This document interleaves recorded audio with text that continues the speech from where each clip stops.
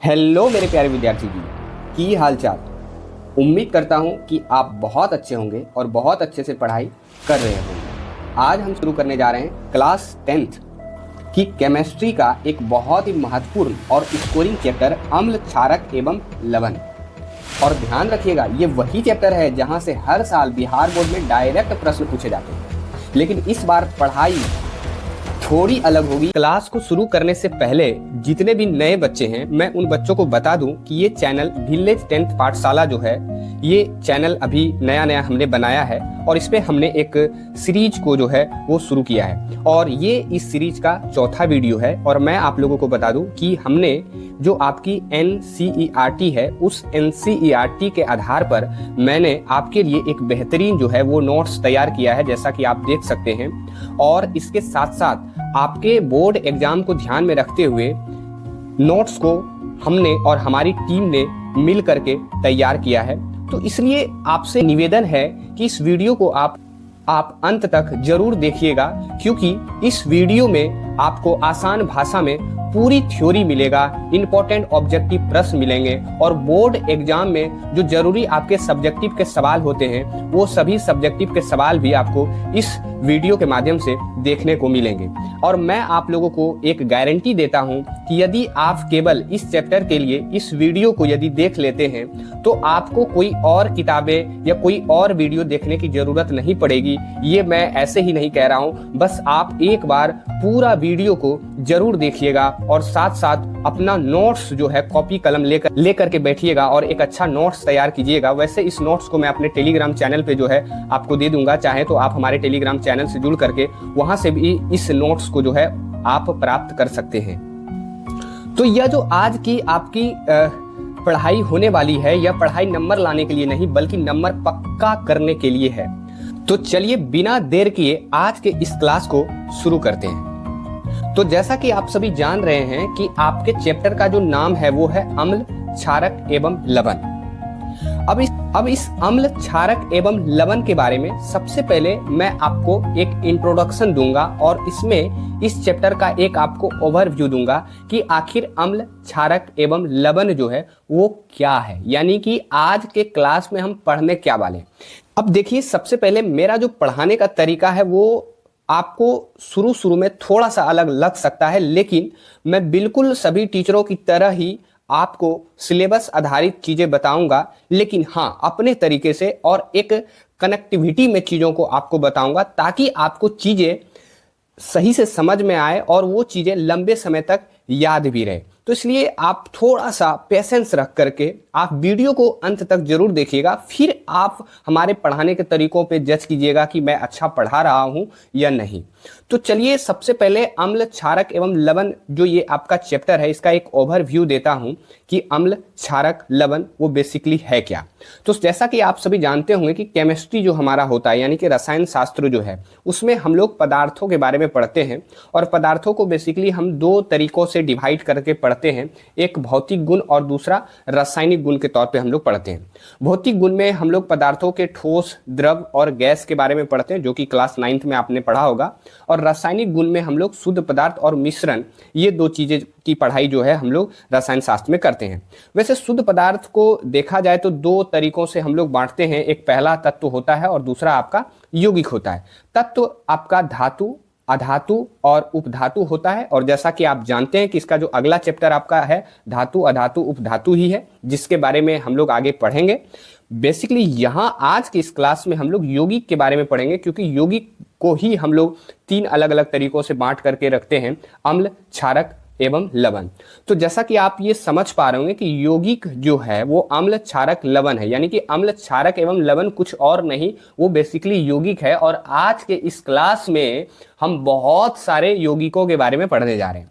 तो ये आपका इस चैप्टर का एक इंट्रोडक्शन, एक ओवरव्यू हुआ कि बेसिकली अम्ल, क्षारक एवं लवण क्या है। वैसे आप ये जानते होंगे कि कई सारे चीज़ें अपने दैनिक जीवन में हम लोग इस्तेमाल करते हैं जिसमें अम्ल, क्षारक एवं लवण होता है। जैसा कि आप घर में खाने के तौर पे लवण यानी कि नमक का इस्तेमाल करते हैं, सोडियम क्लोराइड का।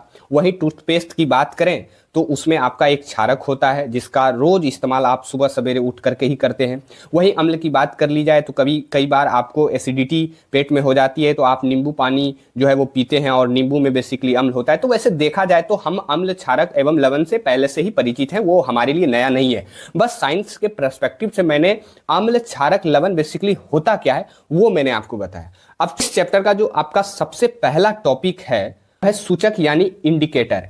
अब ये इंडिकेटर क्या होता है, तो पहले मैं आपको अम्ल, क्षारक और लवण के बारे में बहुत सारी चीजें ना बता करके उसको किस प्रकार से हम पहचानते हैं, वो कौन सा तरीका है जिसके जरिए हम अम्ल, क्षारक और लवण की जानकारी जो है वो प्राप्त करते हैं, उसके बारे में सबसे पहले बताते हैं। और वो चीज कुछ और नहीं, वो सूचक यानी इंडिकेटर ही होता है जो अम्ल और क्षारक की जानकारी देता है।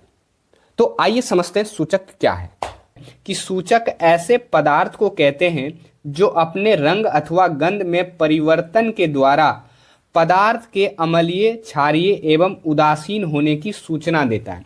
यानी कि सूचक को एक इंडिकेटर के तौर पे हम लोग इस्तेमाल करते हैं और अम्ल, क्षारक और यहाँ तक कि उदासीन जैसे चीज़ों की जानकारी जो है वो प्राप्त करते हैं। ये आपको ध्यान में रखना है। अब वही सूचक के प्रकार की बात करें तो मैं आप लोगों को बता दूं कि सूचक बेसिकली 3 प्रकार के होते हैं। पहला आपका होता है प्राकृतिक सूचक और दूसरा आपका होता है कृत्रिम, जिसे संश्लेषित सूचक भी कहा जाता है, और तीसरा आपका होता है गंधीय सूचक। और इन्हीं तीनों सूचकों के बारे में हम लोग अगले पेज पे विस्तार पूर्वक पढ़ेंगे। तो जैसा कि आप लोग देख सकते हैं कि सूचक में जो हमारा पहला प्रकार है प्राकृतिक सूचक, इसे सबसे पहले हम लोग जानेंगे। और मैं आप लोगों को बता दूं कि जैसा कि आप नाम से ही पकड़ पा रहे होंगे, प्राकृतिक यानी कि जो प्राकृतिक के जरिए आ रहा हो उसे हम लोग प्राकृतिक सूचक कहते हैं। यानी कि वे सूचक जो पौधों यानी प्राकृतिक रूप में पाया जाता है। और इसमें 3 प्रकार के सूचकों के बारे में आपको ध्यान में रखना है। एग्जाम्पल के तौर पे देखें तो लिटमस जो है वो आपका प्राकृतिक सूचक है, ये ध्यान में रखिएगा। दूसरा हल्दी भी आपका प्राकृतिक सूचक है और तीसरा गुड़हल, ये भी आपका प्राकृतिक सूचक है। तो जैसा कि आप यहाँ नीचे देख भी सकते हैं, ये आपका लिटमस पत्र है और ये आप देख सकते हैं ये आपका हल्दी है और ये आपका गुड़हल है। और ये तीनों सूचक प्राकृतिक सूचक हैं। ये बातें आपको ध्यान में रखनी है। अब अगले पेज पे चलें तो यहाँ मैं सबसे पहले प्राकृतिक सूचक में आपका जो पहला लिटमस सूचक है इसके बारे में बात करेंगे। तो मैं आप लोगों को बता दूं कि जैसा कि आप सभी जान रहे हैं कि लिटमस प्राकृतिक रूप से उपयोग किया जाने वाला एक सूचक है। और मैं आप लोगों को बता दूं कि बेसिकली लिटमस को लाइकेन के पौधों से बनाया जाता है। अब आप सोच रहे होंगे ये लाइकेन का पौधा जो है वो किस प्रकार का होता है, तो मैं आप लोगों को बता दूं कि लाइकेन का जो पौधा है ये एक समुद्री पौधा है और इसी से लिटमस सूचक को तैयार किया जाता है, यानी कि बनाया जाता है। इसलिए लिटमस सूचक को हम लोग प्राकृतिक सूचक के तौर पे देखते हैं। अब मैं आप लोगों को बता दूं कि लिटमस सूचक सामान्यतः लाल और नीले रंग में उपलब्ध होता है। यानी कि लिटमस सूचक को 2 कलर में पहले से बनाया जाता है, एक लाल कलर होता है और दूसरा नीले रंग का होता है। तो मैं आप लोगों को सबसे पहले एक जानकारी देता हूं। यहाँ आप इस इमेज पे आप लोगों को ध्यान में रखना है। जैसा कि आप यहाँ बीच वाले ये जो बोतल आप देख रहे हैं जिसमें आपको बैगनी कलर का कुछ विलियन दिख रहा होगा, ये कुछ और नहीं यही लिटमस है, लेकिन ये विलियन के फॉर्म में है। और दूसरा यहाँ भी आप देख सकते हैं ये जो 2 अलग अलग कलरों में यहाँ आपको ये पत्र जो दिखाई पड़ रहे होंगे ये भी बेसिकली लिटमस ही है, लेकिन ये पत्र के तौर पे है। तो जानकारी के लिए मैं आप लोगों को बता दूं कि लिटमस को 2 फॉर्म में बनाया जाता है, एक विलियन के फॉर्म में और दूसरा पत्र के रूप में। और दोनों का जो कलर होता है, यदि विलियन के फॉर्म में होता है तो उसका जो शुद्ध लिटमस का रंग होता है यानी कि ओरिजिनल जो कलर होता है वो बैगनी होता है। और पत्र के रूप में 2 अलग अलग कलरों में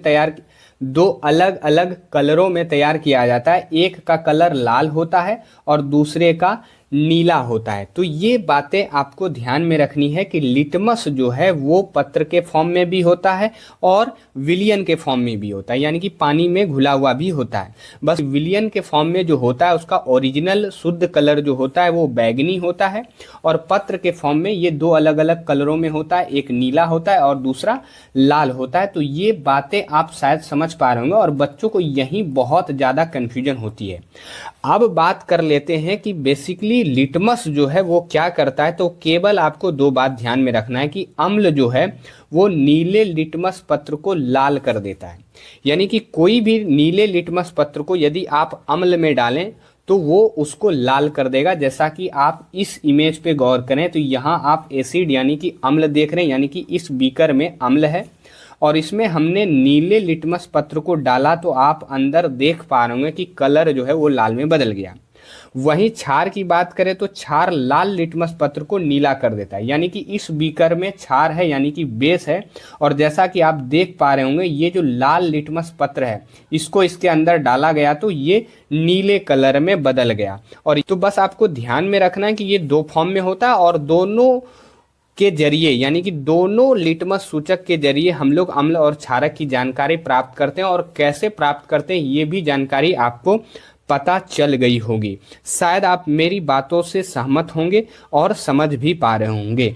अब चलिए अगले सूचक की बात करें तो तो सबसे पहले यहाँ आप देख सकते हैं कि कुछ क्वेश्चंस को मैंने सेलेक्ट किया है जो कि पिछले टॉपिक से ही रिलेटेड है, ताकि यहाँ से आपको एक ओवर आइडिया मिले कि मैं जो आपको जानकारी दे रहा हूँ यानी कि जो पढ़ा रहा हूँ वो सिलेबस के आधार पे ही है और एग्जाम के लिए बहुत महत्वपूर्ण भी है।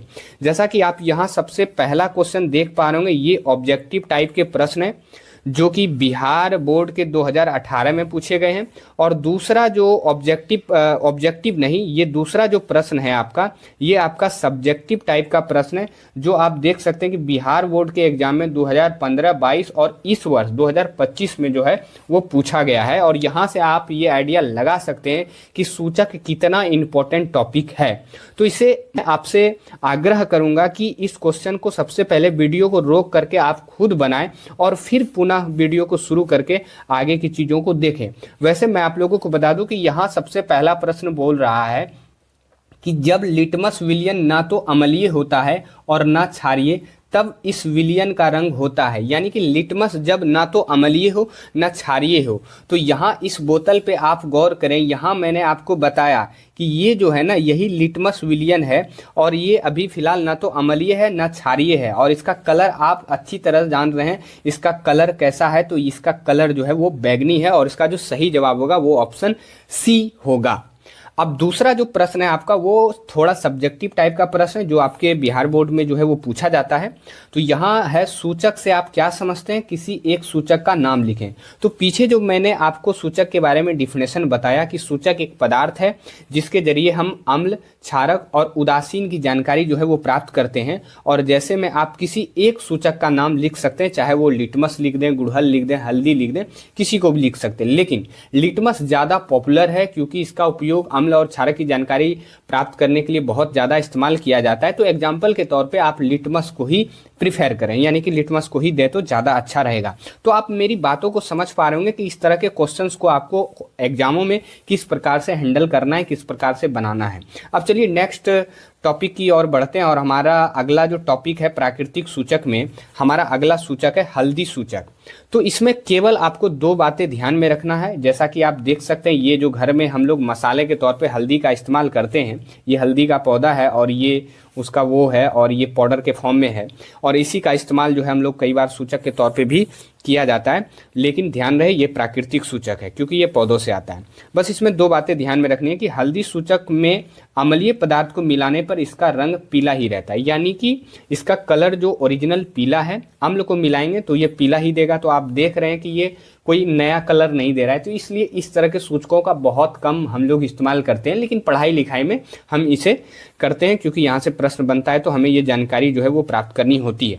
और ज़्यादातर इस्तेमाल जो है वो लिटमस का किया जाता है, ऐसा इसलिए क्योंकि वो पूरी तरह से रंगों में बदल करके अम्ल और क्षारक की जानकारी देता है। तो आप मेरी बातों को शायद समझ पा रहे होंगे। अब दूसरा पॉइंट जो आपको ध्यान में रखना है कि हल्दी सूचक में क्षारीय पदार्थ को मिलाने पर इसका रंग लाल हो जाता है। तो हल्दी सूचक में अम्लीय मिलाएं तो इसका रंग पीला रहेगा, लेकिन वहीं आप क्षारक को मिलाएं तो इसका रंग लाल हो जाएगा। और मैं यहाँ आपको एक एग्जाम्पल आपके दैनिक जीवन का बताता हूँ। कई बार आपने देखा होगा कि वाइट कपड़े में जब सब्जियां लग जाती है तो उसे जब हम साबुन से धोते हैं तो वो छूटने के बजाय और लाल हो जाता है। ऐसा इसलिए क्योंकि साबुन जो होता है वो एक क्षारक होता है, और हल्दी तो आप जान ही रहे हैं कि हल्दी में जब आप क्षारक ये चीज़ को मिलाएंगे तो वो लाल हो जाएगा, तो इसलिए वहाँ छूटने के बजाय वो और लाल जो है वो हो जाता है। तो आप शायद इन बातों से यदि रूबरू होंगे तो आप मेरी बातों को शायद समझ पा रहे होंगे। अब चलिए मैं अगले सूचक की ओर ले जाता हूं आप लोगों को। और अगला जो सूचक हमारा है प्राकृतिक सूचक में वो है गुड़हल सूचक। तो ये आप देख सकते हैं गुड़हल का फूल, और हमारे इधर इसे अड़हुल का फूल भी जो है वो कहा जाता है इसे। तो इसमें भी आपको दो बातें ध्यान में रखनी है कि गुड़हल सूचक में अम्लीय पदार्थ को मिलाने पर इसका रंग गहरा गुलाबी हो जाता है। यानी कि अम्लीय चीज़ों को आप इस पे मिलाएंगे, इसके पाउडर पे, तो वो गहरा गुलाबी हो जाएगा, जबकि गुड़हल सूचक में क्षारीय पदार्थ को मिलाने पर यह हरा रंग में बदल जाता है। यानी कि इस पे यदि आप क्षारीय चीज़ों को मिलाएं तो इसका कलर जो है वो हरा हो जाएगा। तो ये दो बातें आपको जो है गुड़हल सूचक के बारे में ध्यान में रखनी है।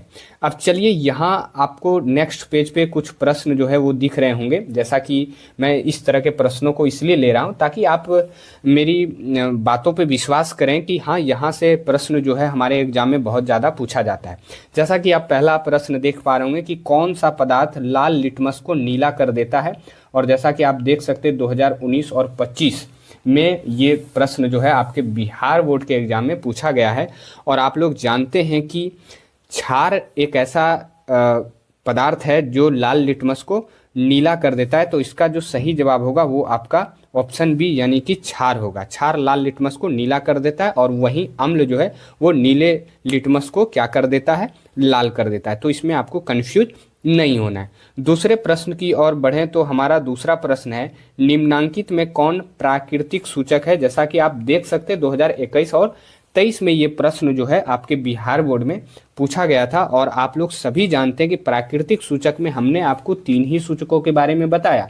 एक लिटमस था, दूसरा हल्दी था, और तीसरा गुड़हल था। और जैसा कि आप यहाँ ऑप्शन देख पा रहे होंगे, ऑप्शन ए में हल्दी जो है वो दिया गया है। तो आप शायद मेरी बातों को समझ पा रहे होंगे और इस क्वेश्चन का सही आंसर भी दे पा रहे होंगे। तो हम सूचक के प्रकार में हमारा जो अगला सूचक का प्रकार है वो है कृत्रिम, जिसे हम लोग संश्लेषित सूचक भी बोलते हैं। पीछे तो हमने पहले प्राकृतिक सूचकों के बारे में, तीनों सूचकों के बारे में विस्तार से पढ़ा, लिटमस के बारे में, हल्दी के बारे में और गुड़हल के बारे में। अब सूचक का जो मेन दूसरा प्रकार है कृत्रिम और संश्लेषित सूचक, इसे हम लोग अब यहाँ पढ़ने वाले। देखिए, कृत्रिम का मतलब होता है जो इंसान के द्वारा बनाया जाता हो तो उसे कृत्रिम बोलते हैं, और संश्लेषित का मतलब होता है बनाना। तो मैं आप लोगों को बता दूं कि यहाँ हम उन सूचकों के बारे में पढ़ेंगे जो सूचक को वैज्ञानिकों के द्वारा बनाया जाता है, और वैज्ञानिक कोई इंसान ही होते हैं, तो इसलिए इसे कृत्रिम या संश्लेषित सूचक कहा जाता है इस तरह के सूचकों को। जैसा कि मैं यहाँ आपको पढ़ के बताऊं तो आप मेरी बातों को समझेंगे कि वे सूचक जिसे रासायनिक पदार्थों का प्रयोग कर वैज्ञानिकों द्वारा बनाए जाते हैं उसे कृत्रिम सूचक कहा जाता है।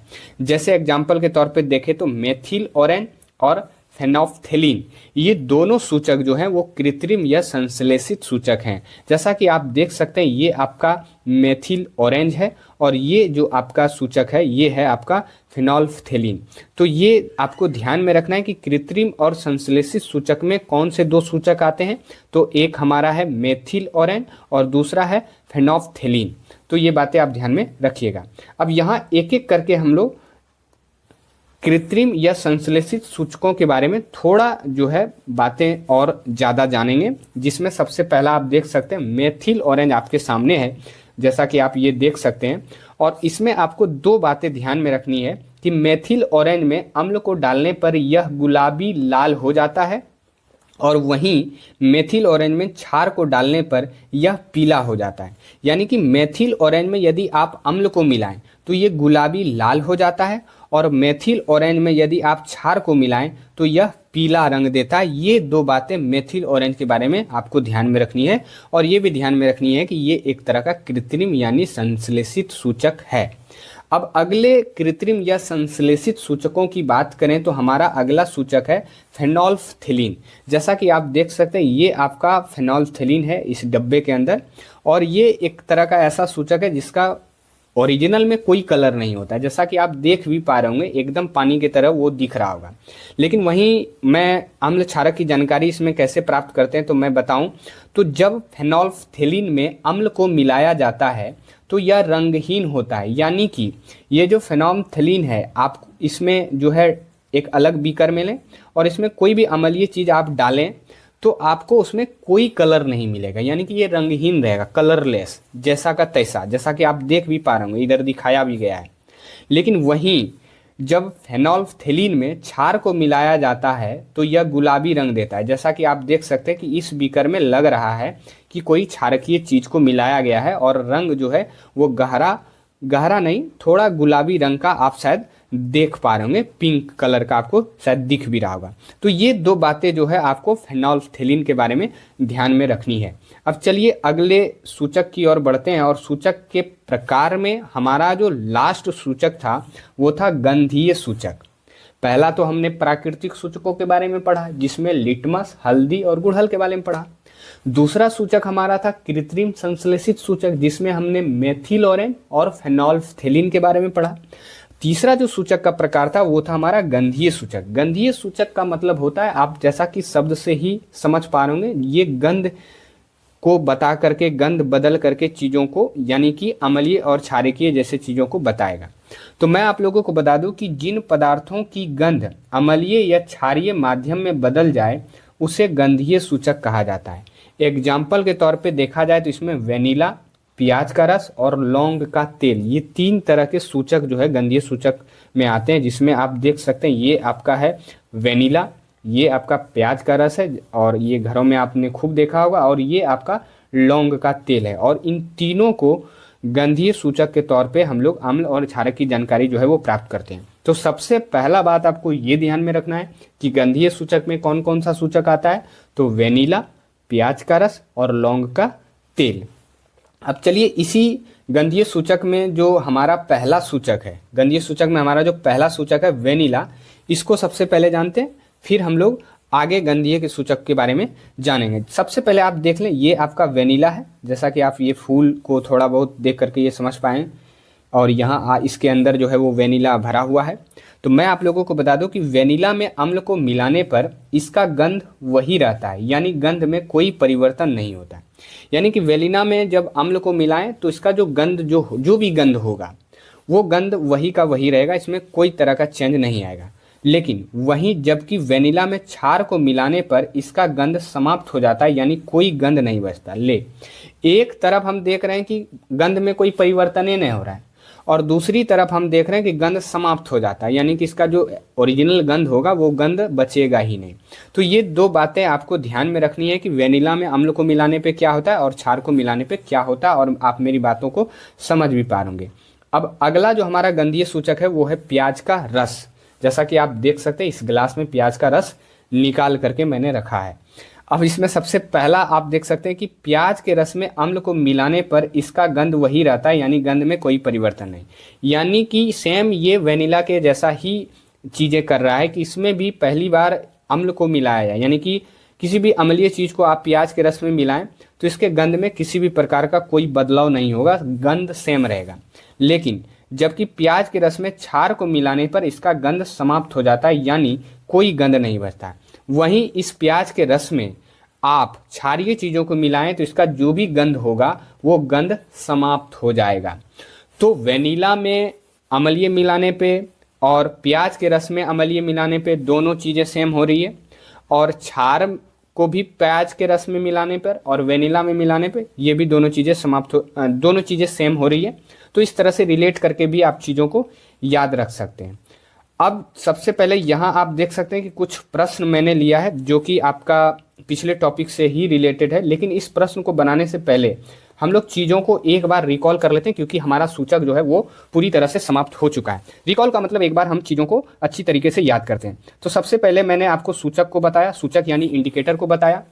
और इंडिकेटर क्या होता है, सिंपल आपको ध्यान में रखना है, जो अम्ल और क्षारक की जानकारी दे। अब ये सूचक जो होते हैं ये 3 प्रकार के होते हैं, जिसमें सबसे पहले मैंने आपको बताया प्राकृतिक सूचक, और दूसरा मैंने आपको बताया कृत्रिम, जिसे हम संश्लेषित सूचक भी कह सकते हैं, संश्लेषित सूचक।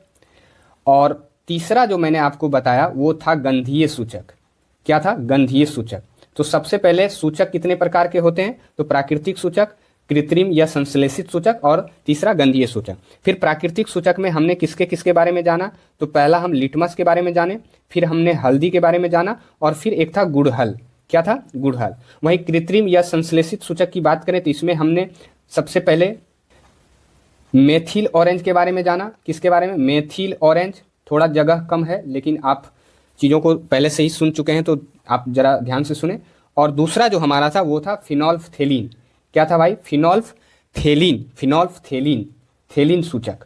तो ये 2 सूचकों के बारे में जाना। फिर गंधीय सूचक की बात करें तो इसमें हम लोगों ने सबसे पहले वेनिला के बारे में जाना, वेनिला, और दूसरा था प्याज का रस, और तीसरा हमारा था लौंग का तेल। तो ये 3 सूचकों के बारे में हमने अच्छी तरीके से पीछे पढ़ा। तो शायद आप इन चीज़ों से रिलेट कर पा रहे होंगे। ये रिवीजन के लिए मैंने ये पेज जो है वो रखा था। अब आपको जो है यहाँ इस टाइम के साथ इस तरह ये जो प्रश्न आपको दिख रहे हैं इसका कमेंट सेक्शन में आप खुद जवाब दें। वैसे मैं आप लोगों को बता दूं कि निम्नलिखित में संश्लेषित सूचक कौन है। तो आप अच्छी तरह जानते हैं संश्लेषित जिसे वैज्ञानिक लोग बनाते हैं, और उसमें 2 ही सूचक मैंने आपको बताया था, मेथिल ऑरेंज और फेनोल्फथेलीन। तो इसका जो सही जवाब होगा वो आपका ऑप्शन सी मेथिल ऑरेंज हो जाएगा। फिर लौंग का तेल किस प्रकार का सूचक है? जैसा कि आप देख सकते हैं 2022 में ये आपके बिहार बोर्ड के एग्जाम में पूछा गया था। तो लौंग का तेल एक गंधीय सूचक है और इसका जो सही जवाब होगा वो आपका ऑप्शन सी। अब सूचक को अच्छे से समझने के बाद अब आपके लिए एक नया टॉपिक आपके सामने आता है, अम्ल और क्षारक क्या है। तो सबसे पहले आप यहाँ ब्रेक लें और पहले थोड़ा सा चीज़ों को, वैसे तो मैंने आपको रिकॉल करा ही दिया है, आप एक बार खुद से भी अच्छे से रिकॉल कर लें, यानी कि पीछे से चीज़ों को देख लें और फिर यहाँ से वीडियो को जो है वो स्टार्ट करें और अपना नोट्स जो है वो तैयार करते चलें। तो आइए सबसे पहले हम लोग अम्ल, जिसे एसिड कहा जाता है, उसे जानते हैं कि ये दरअसल होता क्या है। और मैं आपको बता दूं कि यहाँ मैं अम्ल के बारे में एक परिभाषा जो आपको बताऊंगा वो बिल्कुल सिंपल परिभाषा है। वैसे आगे मैं आपको अम्ल की एक और परिभाषा भी बताऊंगा जो थोड़ा सा टेक्निकल होगा, उसको भी मैं अच्छे से बताऊंगा। तो आइए पहले हम लोग सिंपल परिभाषा जानते हैं कि अम्ल आखिर क्या है। तो अम्ल वे रासायनिक यौगिक आप जान ही रहे हैं क्यों कह रहे हैं, जिनके जलीय विलयन नीले लिटमस को लाल में बदल देते हैं, अम्ल कहलाते हैं। अब ये लिटमस क्या होता है, ये यौगिक क्या होता है, पीछे से आप समझ रहे हैं, इसीलिए तो अब आपको अम्ल की परिभाषा बता रहे हैं। पहले बता देते तो आप सोचते कि लिटमस क्या है, यौगिक क्या है, तो आप थोड़े कंफ्यूज होते हैं। लेकिन अब आप ये समझ पा रहे हैं कि अम्ल यौगिक ही है और ये नीले लिटमस पत्र को लाल करता है, तो इसलिए ऐसा कहा जा रहा है। अब एग्जाम्पल के तौर पे देखा जाए तो यहाँ हाइड्रोक्लोरिक अम्ल है जिसका सूत्र HCl होता है, सल्फ्यूरिक अम्ल है जिसका सूत्र H2SO4 होता है, और आपका तीसरा नाइट्रिक अम्ल है जिसका सूत्र HNO3 होता है। तो ये 3 अम्ल हैं जो कि यौगिक के फॉर्म में हैं और ये नीले लिटमस पत्र को क्या करेंगे तो लाल कर देंगे। ये आप ध्यान में रखिएगा, कई बार एग्जाम्पल ही आपके एग्जाम में डायरेक्ट पूछ लिया जाता है। अब अम्ल के बारे में मैं कुछ और बताऊं तो अम्ल बेसिकली स्वाद में खट्टे होते हैं। जैसा कि आप यहाँ देख सकते हैं, ये जो नींबू है इसका स्वाद खट्टा होता है। आप सभी जानते हैं खट्टा इसलिए होता है क्योंकि नींबू में अम्ल पाया जाता है। वहीं ये आंवला है, इसका स्वाद भी खट्टा होता है, आपने जरूर खाया होगा। अब खट्टा ये क्यों होता है, क्योंकि इसमें अम्ल पाया जाता है। वहीं इमली की बात करें, इमली तो वाह क्या बात है, इमली सुनते ही पानी मुंह में जो है वो आ जाता है। तो इमली का भी स्वाद जो है वो खट्टा होता है। खट्टा इसलिए होता है क्योंकि इसमें भी अम्ल पाया जाता है। तो ये कुछ चीज़ें हैं जिसमें अम्ल जो है वो मौजूद होता है। तो इससे आप ये आइडिया लगा सकते हैं कि हाँ, अम्ल स्वाद में खट्टे होते हैं। तो शायद आप अम्ल समझ पा रहे होंगे। यदि आपसे अम्ल के बारे में बातें पूछी जाए तो आप ये परिभाषा भी जो है वो लिख सकते हैं, इसमें कोई तरह का कोई दिक्कत नहीं है। वहीं अगर क्षार की बात की जाए तो बेसिकली क्षार क्या होता है, तो आइए अब हम लोग क्षार यानी बेस को समझते हैं। तो क्षार वे रासायनिक यौगिक जिनके जलीय विलयन लाल लिटमस को नीला में बदल देते हैं क्षारक कहलाते हैं। यानी कि अम्ल का उल्टा होता है, बेस क्या करता है, लाल लिटमस को नीला कर देता है। एग्जाम्पल की बात करें तो सोडियम हाइड्रोक्साइड जिसका फॉर्मूला NaOH होता है, ये आपका एक क्षारक है। वहीं पोटेशियम हाइड्रोक्साइड जिसका फॉर्मूला KOH होता है, ये भी आपका एक क्षारक है। और अमोनियम हाइड्रोक्साइड NH4OH ये भी आपका एक क्षारक होता है। वहीं क्षारक के स्वाद की बात की जाए तो क्षारक स्वाद में कड़वे होते, कुछ एग्जाम्पल बताते हैं। जैसा कि आपके मुंह में कभी न कभी साबुन गया होगा, आपको कड़वा लगा होगा, और मैं बता दूं कड़वा इसलिए लगा क्योंकि साबुन में जो है वो क्षारक पाया जाता है। वहीं खीरे की बात करें तो खीरा भी कई बार जो है आपको कड़वा लगा होगा यानी तीता लगा होगा, और बेसिकली खीरे में भी जो है वो क्षारक पाया जाता है, इस वजह से ऐसा लगता है। अब नोट में आपको एक पॉइंट ध्यान में रखना है कि जल में घुलनशील क्षारक को क्षार कहते हैं। यानी कि कई बार क्षारक को क्षार शॉर्ट में भी बोल देते हैं, और तब बोलते हैं जब ये जल में घुलनशील होता है। तो ये नोट का पॉइंट आपको ध्यान में रखना है। और हमें उम्मीद है कि आप अम्ल और क्षारक, ये जो सिंपल परिभाषा मैंने आपको बताया, वो आप समझ पा रहे होंगे। अब यहाँ आप देख सकते हैं कि आपके सामने कुछ प्रश्न आया है, और ये प्रश्न जो है आपके बिहार बोर्ड के एग्जामों में 2021 में पूछा गया था। और दूसरा प्रश्न भी आप देख सकते हैं 2025 में जो है वो पूछा गया है। एक प्रश्न आपका ऑब्जेक्टिव टाइप का है और दूसरा जो प्रश्न है वो आपका सब्जेक्टिव टाइप का है। अब यहाँ से आप ये अनुमान लगा सकते हैं कि आपके परीक्षा में इस तरह के टॉपिक से बहुत अधिक क्वेश्चन जो है वो पूछा जाता है, ताकि आप इन सभी चीज़ों को ध्यानपूर्वक देखें। वहीं पहले प्रश्न की बात करें जो आपका ऑब्जेक्टिव टाइप का है, वो कहा जा रहा है कि निम्नलिखित यौगिकों में कौन अम्ल है। यानी कि इनमें से आपको बताना है कि कौन अम्ल है। और पीछे मैंने आपको बताया H2SO4 यानी कि सल्फ्यूरिक अम्ल, ये आपका एक अम्ल है, और इसका ऑप्शन जो होगा यानी कि इसका जो सही जवाब होगा वो आपका ऑप्शन बी होगा। वहीं दूसरे सब्जेक्टिव प्रश्नों की बात करें तो अम्ल क्या है, कोई दो उदाहरण दें, अम्ल का एक सूचक पर प्रभाव स्पष्ट करें। इस तरह से आपसे बड़े फॉर्म में पूछा जा रहा है। वैसे मैं बता दूं कि इस तरह के प्रश्नों के लिए आपके एग्जाम में 2 नंबर जो है वो मिलता है, इसलिए आपको इस तरह से सरल वे में और छोटे में और सटीक उत्तर देना है। देखिए मैंने किस प्रकार से उत्तर को तैयार किया है। सबसे पहले देख सकते हैं आप, मैंने अम्ल का डिफिनेशन दिया कि अम्ल एक ऐसा यौगिक है जो नीले लिटमस पत्र को लाल कर देता है, जो कि सिंपल है। अब ये उदाहरण भी पूछ रहा है, उसमें भी 2, तो मैंने एक H2SO4 एक HCl यानी कि सल्फ्यूरिक अम्ल और हाइड्रोक्लोरिक अम्ल का एग्जाम्पल दे दिया। अब ये कह रहा है कि एक सूचक पर भी प्रभाव स्पष्ट करे, तो मैंने लिटमस सूचक पर इसका प्रभाव स्पष्ट कर रहा हूँ कि अम्ल नीले लिटमस पत्र को लाल कर देता है, जैसा कि आप जानते भी हैं। तो इस तरह से आपको एग्जामों में इस तरह के प्रश्नों का उत्तर देना होता है। कोई बड़ा चीज़ नहीं है, कोई भारी चीज़ नहीं है। आप यदि चीज़ों को देखें तो मैं आपको एक गारंटी देता हूं कि आपके लिए ना इतना आसान चीज़ें मैं कर दूंगा, बस आप हमारे चैनल के साथ केवल जुड़े रहें। अब चलिए नेक्स्ट टॉपिक की बात करते हैं, और हमारा जो अगला और एक तरह से कहें तो बेहतरीन और इम्पोर्टेंट टॉपिक आता है अम्ल और क्षारक की रासायनिक गुण। यानी कि अम्ल और क्षारक के रासायनिक गुण की अब हम लोग बात करेंगे, यानी कि रासायनिक गुण के बारे में पढ़ेंगे।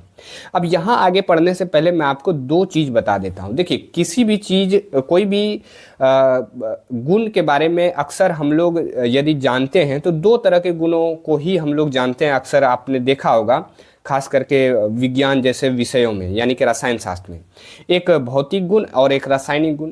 अब देखिए भौतिक गुण होता क्या है, जिसे आप बाहर से ही देख करके ये आइडिया लगा सकते हैं कि उसका भौतिक गुण कैसा है, स्ट्रक्चर क्या है, कठोर है, मुलायम है, उसका आकृति कैसा है। तो इस तरह का चीज़ आप जो बाहर से देख करके जानते हैं वो दरअसल भौतिक गुण होता है।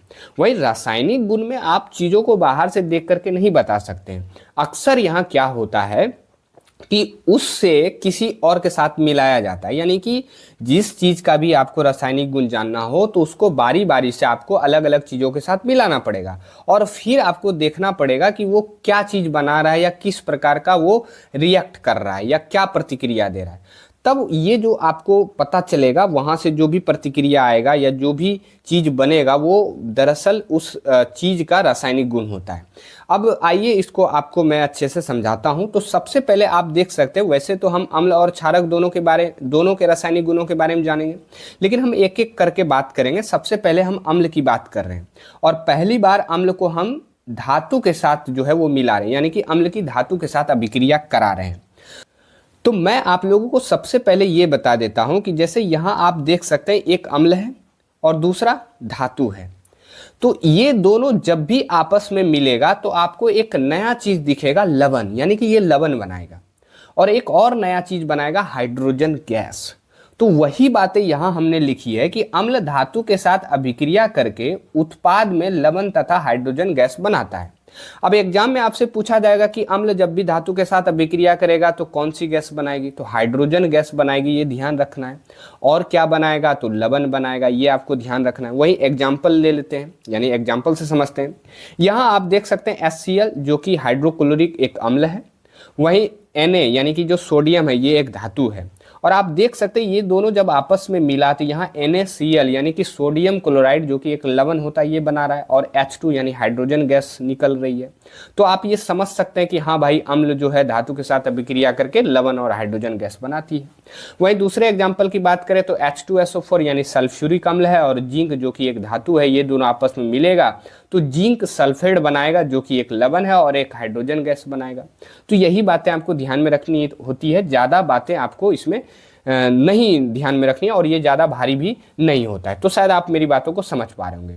वहीं क्षारक के रासायनिक गुण की बात करें तो क्षारक की धातु के साथ अभिक्रिया करने पे क्या होगी, तो मैं आपको दिखा दूं कि जैसा कि आप यहाँ देख सकते हैं, क्षारक है, धातु के साथ मिलेगा तो सेम चीजें आप देख सकते हैं, लवण और हाइड्रोजन गैस बना रहा है। तो यहाँ एक बात ये समझ में आता है कि ये जो धातु के साथ अम्ल और क्षारक की जो प्रतिक्रिया है, जो अभिक्रिया है, वो दोनों एक ही जैसा है, यानी कि समान गुण ये दोनों जो है वो प्रदर्शित कर रहे हैं धातु के साथ, यानी लवण और हाइड्रोजन गैस ही बना रहे हैं। वही बातें यहाँ लिखी गई है कि क्षारक धातु के साथ अभिक्रिया करके उत्पाद में लवण तथा हाइड्रोजन गैस बनाता है।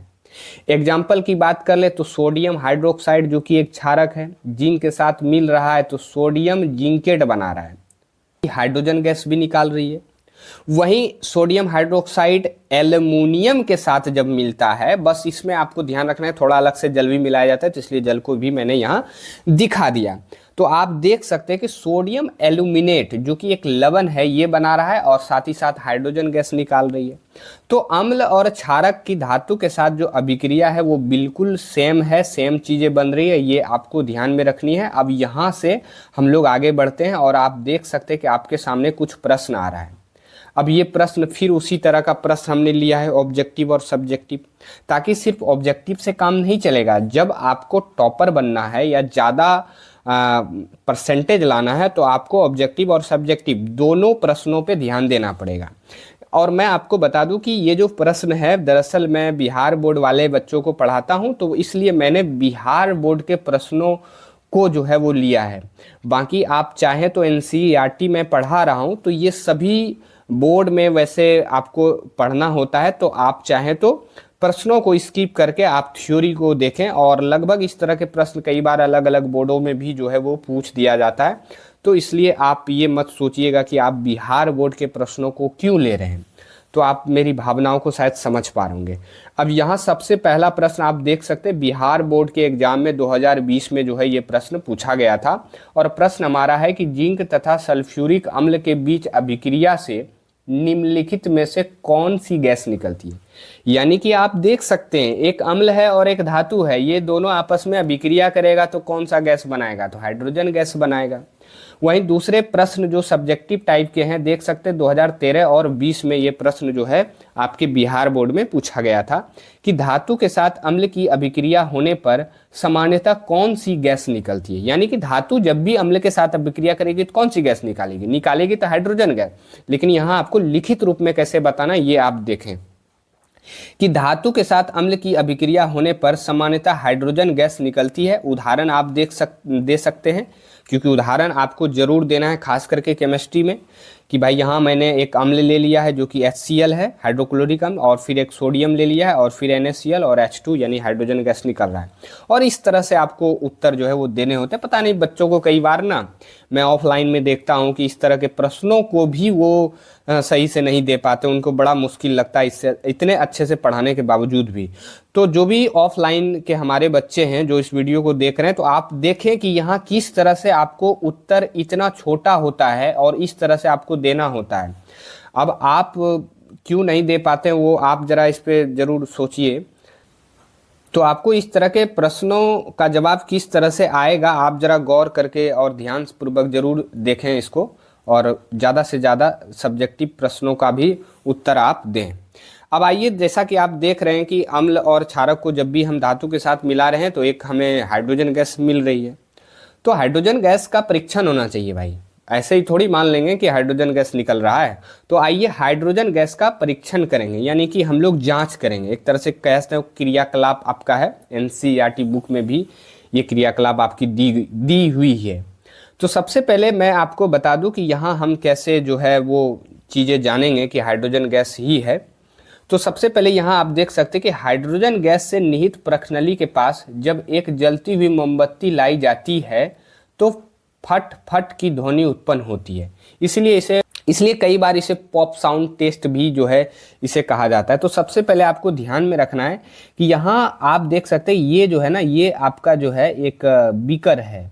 इसमें आप देख सकते हैं कि आपका एक तनु सल्फ्यूरिक अम्ल है, जैसा कि आप देख पा रहे होंगे, थोड़ा सा छोटा आपको दिख रहा होगा। फिर आपका दानेदार जिंक का टुकड़ा है। तो अम्ल और धातु जो है आपस में मिला तो कौन सा गैस निकलेगा, तो हाइड्रोजन गैस, जैसा कि आप यहाँ देख सकते हैं। अब इस हाइड्रोजन गैस को इस पाइप के जरिए ना ये इस बर्तन में जो है वो लाया जाएगा, या ये बर्तन जो है वो साबुन का विलयन है, यानी कि साबुन का घोल है। और जैसे ही इस बर्तन में हाइड्रोजन गैस को आप प्रवाहित करेंगे, ले जाएंगे, तो इससे एक गोल गोल जो है बुलबुला जो है इससे निकलता हुआ आपको दिखाई देगा, जैसा कि आप इधर देख भी सकते हैं, हाइड्रोजन से भरे साबुन के बुलबुले। अब इस साबुन के बुलबुले से बगल से आपको मोमबत्ती के जरिए जो है उसके सामने ले जाना पड़ेगा, या कहें तो उसे जलाना पड़ेगा। अब आप जैसे इसके पास ले जाएंगे, और जानते हैं आपकी हाइड्रोजन एक ज्वलनशील गैस है, तो वो पट से आवाज़ करेगा, यानी कि वो आवाज़ करेगा, और इससे ये हमें पता चलेगा कि हाँ भाई इसमें हाइड्रोजन गैस जो है वो निकल रही है। और वो समीकरण भी आप यहाँ देख सकते हैं। तो ये बिल्कुल इजी है और आसान भी है हाइड्रोजन गैस का परीक्षण। कई बार आपसे एग्जामों में पूछा जाए तो ये चित्र आपको बनाना होता है और ये समीकरण आप जरूर दर्शाएं, और ये थोड़ी सी बातें जरूर आप लिखें, इससे आपको 5 नंबर जो है वो मिलते हैं। तो आप इसे ध्यान से देखिएगा और शायद आप समझ भी पा रहे होंगे। अब हम लोग अम्ल और क्षारक के रासायनिक गुण में अगले गुण की ओर बढ़ रहे हैं और अगले गुण की बात करेंगे। और मैं आप लोगों को बता दूं कि अब हम लोग बेसिकली ज़्यादा जो फोकस हमारा रहेगा वो दरअसल अम्ल के रासायनिक गुण पे रहेगा, क्योंकि क्षारक जो है ना वो बहुत सारी चीज़ों के साथ अभिक्रिया जो है वो नहीं करती है। तो इसीलिए अब हम लोग ज़्यादातर जो है वो अम्ल के रासायनिक गुण के बारे में पढ़ेंगे। जैसा कि यहाँ आप देखिएगा तो यहाँ क्षारक इसके साथ अभिक्रिया नहीं करेगा, वो मैं आगे आपको बताऊंगा। आइए हम लोग धातु कार्बोनेट तथा धातु हाइड्रोजन कार्बोनेट की अम्ल के साथ अभिक्रिया देखते हैं। यानी कि अब हम लोग अम्ल को धातु कार्बोनेट या धातु हाइड्रोजन कार्बोनेट इसके साथ मिलाएंगे। तो सबसे पहले आप यहाँ शॉर्ट में ध्यान रखें कि अम्ल जब भी धातु कार्बोनेट के साथ मिले या धातु हाइड्रोजन कार्बोनेट के साथ मिले तो सबसे पहले बनेगा लवण सेम। पीछे भी लवण बन रहा था, यहाँ भी लवण बनेगा, लेकिन नया चीज एक जल बनेगा और एक गैस जो इंपॉर्टेंट है वो CO2 यानी कार्बन डाइऑक्साइड गैस बनेगी। अब वही बातें यहाँ लिखी हुई है कि धातु कार्बोनेट तथा धातु हाइड्रोजन कार्बोनेट अम्ल के साथ अभिक्रिया कर संगत लवण का मतलब होता है वो अपने जैसा ही लवण बनाएगा और जल एवं कार्बन डाइऑक्साइड गैस बनाती है। अब एग्जाम्पल से आपको समझाने की कोशिश करें तो यहाँ आप देख सकते हैं HCl हाइड्रोक्लोरिक जो कि एक अम्ल है, यहाँ सोडियम कार्बोनेट है जो कि एक धातु का कार्बोनेट है।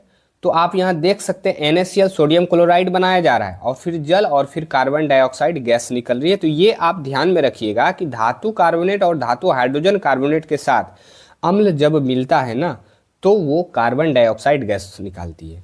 और सिर्फ धातु के साथ मिलता है तो हाइड्रोजन गैस निकालती है। तो ऐसे आप ध्यान में रखिएगा।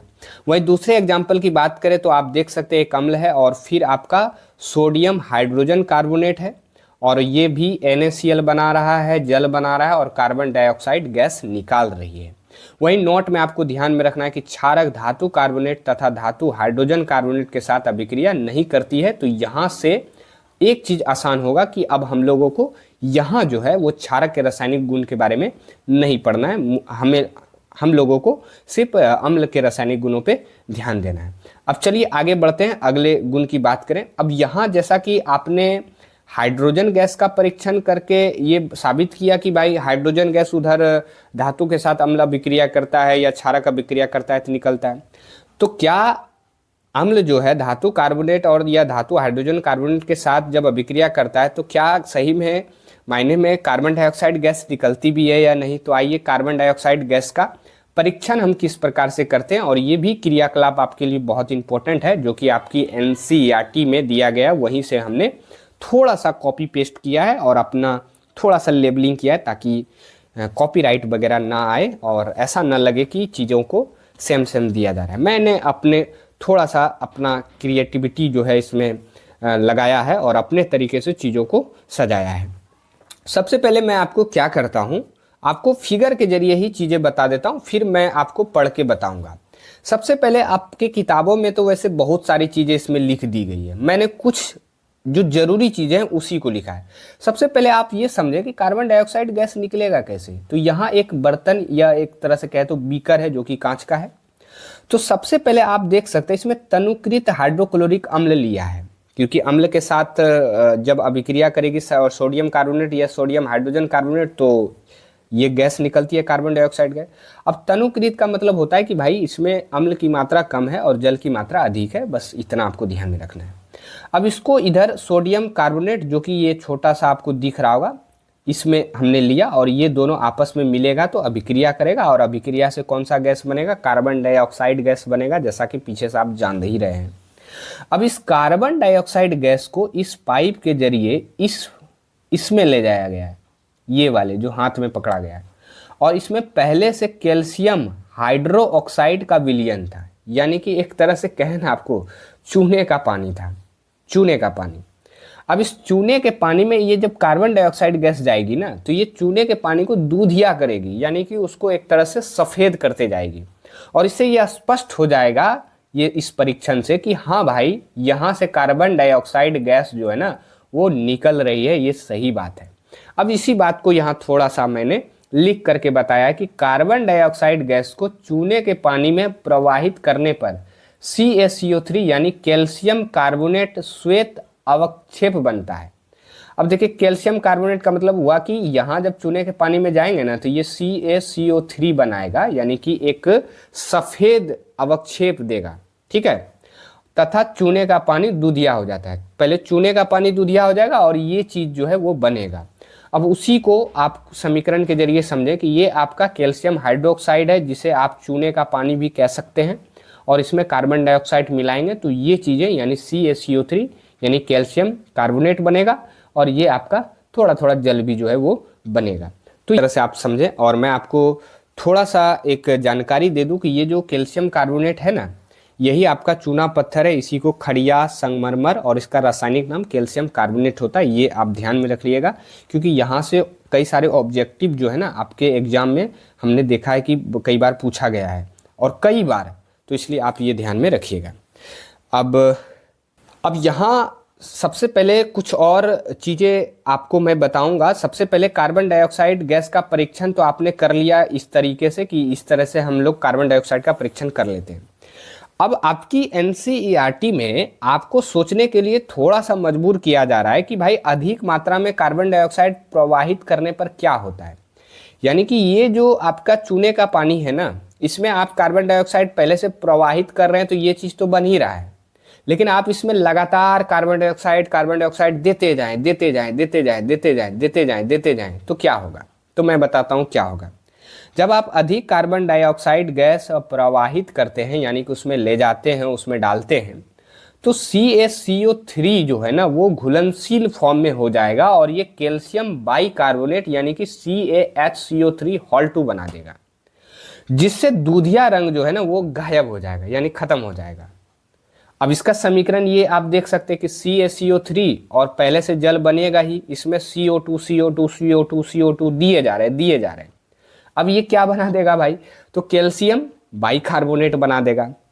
अब ये तो गड़बड़ हो गया।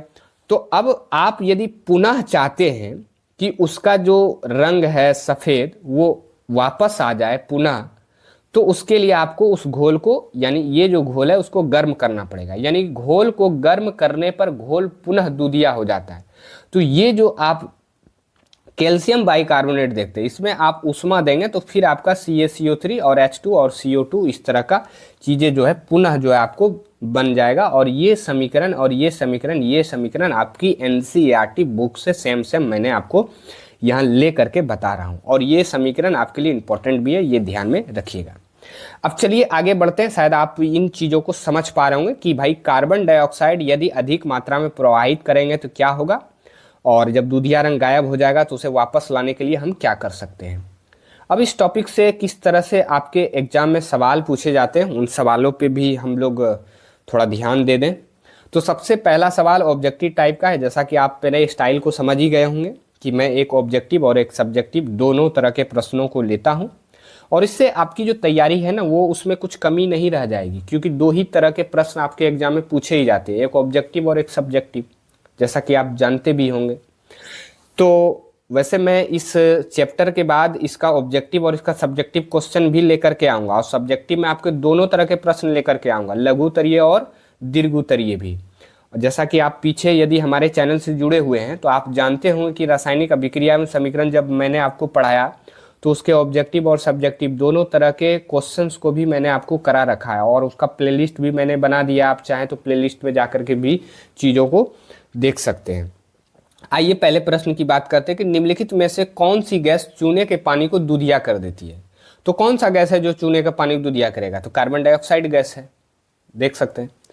अब क्या होता है जब कार्बन डाइऑक्साइड गैस चूना जल में प्रवाहित किया जाता है, यदि कम मात्रा में करेंगे तो क्या होगा, अधिक मात्रा में करेंगे तो क्या होगा। जैसा कि आप देख सकते हैं बिहार बोर्ड के 2021 में ये प्रश्न पूछा गया था।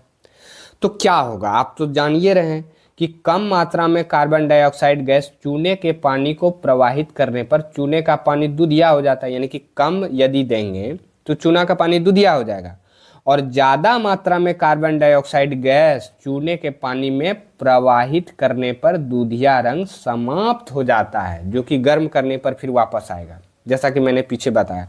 तो इस तरह से इस तरह के प्रश्नों का जवाब आपको देना है आंसर के फॉर्म में, 1 नंबर और 2 नंबर इस तरह से लगा करके, ताकि आपका जो प्रश्न का उत्तर है ना वो काफ़ी अट्रैक्टिव लगे, और एग्जामिनर जो है बिना नंबर दिए वो अपने आप को रोक नहीं पाए कि वाह क्या विद्यार्थी है, क्या लिखा है इसने। तो इस तरह से आपको जो है चीज़ों को लिख करके एग्ज़ाम में आना है। आपको बिल्कुल नहीं डरना। यदि आप 2027 में एग्ज़ाम देने वाले हैं और 2027 के लिए यदि आप तैयारी कर रहे हैं, तब तो आपके लिए ये चैनल जो है वो बहुत बेस्ट जो है वो होने वाला, बेस्ट रहने वाला है। अब आइए अम्ल और क्षारक के अगले रासायनिक गुण की बात करें। तो अम्ल और क्षारक के बीच अभिक्रिया, लो इस बार हम अम्ल और क्षारक को ही आपस में भिड़ा रहे हैं। अब देखिए ये पहलवानी वाला बात हो जाएगा, क्योंकि दो बराबर ताकत वाले लोग जब भिड़ेंगे तो वो क्या करेंगे, क्या लग रहा है, किसी को कोई पटक पाएंगे? हमको तो नहीं लग रहा है। आप कॉमन सेंस भी लगा सकते हैं। ये दोनों बराबर में रहेंगे, और वही बात यहाँ अम्ल और क्षारक के बीच में भी होता है कि अम्ल और क्षारक के बीच अभिक्रिया होने पर लवण तथा जल प्राप्त होते हैं। इसे उदासीनीकरण अभिक्रिया कहते हैं। देखिए दरअसल होता क्या है, दोनों बराबर ताकत वाले लोग भिड़ रहे हैं और दोनों एक दूसरे में पूरा एकदम ताकत लगा करके लड़ाई कर रहे हैं, और दोनों एक दूसरे को न पटक पा रहे हैं, दोनों परेशान हैं, दोनों उदास हैं। तो सबसे पहले तो आप समझिएगा कि अम्ल और क्षारक के बीच की जो अभिक्रिया होती है ना, इसे उदासीनीकरण कहते हैं। उदासीनीकरण इसलिए कहते हैं क्योंकि ना ये दोनों आपस में लड़के अपने आप को ही खत्म कर लेते हैं, यानी कि अपने आप के गुण को ही खत्म करके एक नए गुण वाले चीज बना देते हैं। जैसा कि आप यहाँ समझें कि अम्ल और क्षारक आपस में मिला, ये लवण और जल बनाया, और ये लवण ना अम्ल होता है ना क्षारक होता है। ये इंटरेस्टिंग बात है, इसलिए उदासीनीकरण कहते हैं, क्योंकि दोनों उदास हो जाता है कि रे भाई तुम ना हमको पटकने दिया, क्षारक बोल रहा है, अम्ल बोल रहा है भाई तुम हमको नहीं पटकने दिया, और दोनों अपने मुट्ठा पटक करके ना एक दूसरे को पटक पाया ना जीत पाया और अपना गुणों समाप्त कर लिया, इसलिए उदास हो गया दोनों, इसलिए इसको बोलते हैं उदासीनीकरण अभिक्रिया। अब एग्जाम्पल से समझाएं तो हाइड्रोक्लोरिक अम्ल और सोडियम हाइड्रोक्साइड एक अम्ल और एक क्षारक है।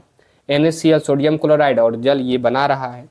फिर सल्फ्यूरिक अम्ल और आपका पोटेशियम हाइड्रोक्साइड जो कि एक क्षारक है, ये मिल करके पोटेशियम सल्फेट बना रहा है और फिर जल बना रहा है। इस तरह का एग्जाम्पल आपको ध्यान में रखना है। तो अम्ल और क्षारक के बीच की अभिक्रिया से क्या होता है, क्या बनता है, कौन सी अभिक्रिया कहते हैं, ये बिल्कुल सभी बातें आप शायद समझ पा रहे होंगे। अब आइए अगले गुण की बात करें, लेकिन अगले गुण से पहले हम अगले प्रश्न की ओर बढ़ते हैं। और प्रश्न हमारा कुछ इस प्रकार से है, जैसा कि आप देख सकते हैं, ये बिहार बोर्ड 2021 में पूछा गया है, एक सब्जेक्टिव और एक ऑब्जेक्टिव। आप सब्जेक्टिव वाले प्रश्न पे गौर करें, देखिए ये कितनी बार पूछा गया है, 16, 18, 21, वाह। अब आइए अम्ल और क्षारक आपस में अभिक्रिया कर बनाते हैं, तो अम्ल और क्षारक आपस में अभिक्रिया कर लवण बनाते हैं, ये तो मैं जान ही रहा हूँ, आप भी जान रहे हैं। दूसरा जो प्रश्न है, उदासीनीकरण अभिक्रिया क्या है, इसके 2 उदाहरण दें। तो मैं आपको बता दूं कि अम्ल और क्षारक के बीच अभिक्रिया होने पर लवण तथा जल प्राप्त होते हैं, इसे उदासीनीकरण अभिक्रिया कहते हैं, और ये मैंने बिल्कुल आपको पीछे बताया है। और इसके 2 उदाहरण पूछ रहे हैं, तो ये 2 उदाहरण आप दे सकते हैं, हाइड्रोक्लोरिक अम्ल और सोडियम हाइड्रोक्साइड। पीछे मैंने आपको बताया NaCl और H2O यानी कि सोडियम क्लोराइड और जल बनाएगा। फिर सल्फ्यूरिक अम्ल और पोटेशियम हाइड्रोक्साइड, फिर आपका पोटेशियम सल्फेट और फिर जल बनाएगा। इस तरह से आप चीज़ों को लिख सकते हैं। तो इस तरह के प्रश्नों को जवाब आपको कुछ इस तरह से ही देना है, इस तरह से आप देख सकते हैं। ये ज़्यादा बड़ा तो नहीं लग रहा है, फिर भी पता नहीं बच्चे क्यों इस तरह के प्रश्नों का जवाब नहीं दे पाते। मुझे तो कई बार सोचता हूँ तो बड़ा दुख होता है। अब आइए अम्ल और क्षारक के अगले रासायनिक गुण की बात करें, तो अम्ल की धात्विक ऑक्साइड के साथ अभिक्रिया। अब देखिए, सबसे पहले आप धात्विक ऑक्साइड जो होती है, यानी कि धातु के साथ जो है ना, जैसे मान लीजिए ये कॉपर जो कि एक धातु है, इसके साथ यदि ऑक्सीजन आ जाए ना, तो इसी को हम लोग धात्विक ऑक्साइड बोलते हैं। और आपको पता होना चाहिए कि धात्विक ऑक्साइड जो होता है वो क्षारीय होता है, वो तो मैं आगे आपको बताऊंगा। सबसे पहले आप समझें कि धात्विक ऑक्साइड दरअसल होता क्या है। तो धात्विक ऑक्साइड क्या है, धातु के साथ ऑक्सीजन का आ जाना, वो धात्विक ऑक्साइड होता है। तो अब इसको समझने के लिए सबसे पहले आप समझें, ये अम्ल है और ये धात्विक ऑक्साइड है। ये दोनों जब आपस में मिलेगा तो लवण और जल बना रहा है, ये ध्यान रखना है। और इसी को मैंने इस तरह से लिखा है, यानी ये बिल्कुल उदासीनीकरण अभिक्रिया के जैसा ही है, जो पीछे आपने पढ़ा अम्ल और क्षारक आपस में मिलता है। तो और मैं आपको एक इंटरेस्टिंग चीज़ बताऊंगा, दरअसल ये जो धात्विक ऑक्साइड होते हैं ना, इसकी जो प्रकृति होती है वो क्षारीय होती है। अब आप समझ रहे होंगे कि अम्ल को धात्विक ऑक्साइड के साथ मिला रहे हैं, यानी कि अम्ल को किसके साथ मिला रहे हैं, क्षारक के साथ ही मिला रहे हैं। तो क्षारक के साथ मिलाएंगे तो ये वही लवण और जल बनाएगा।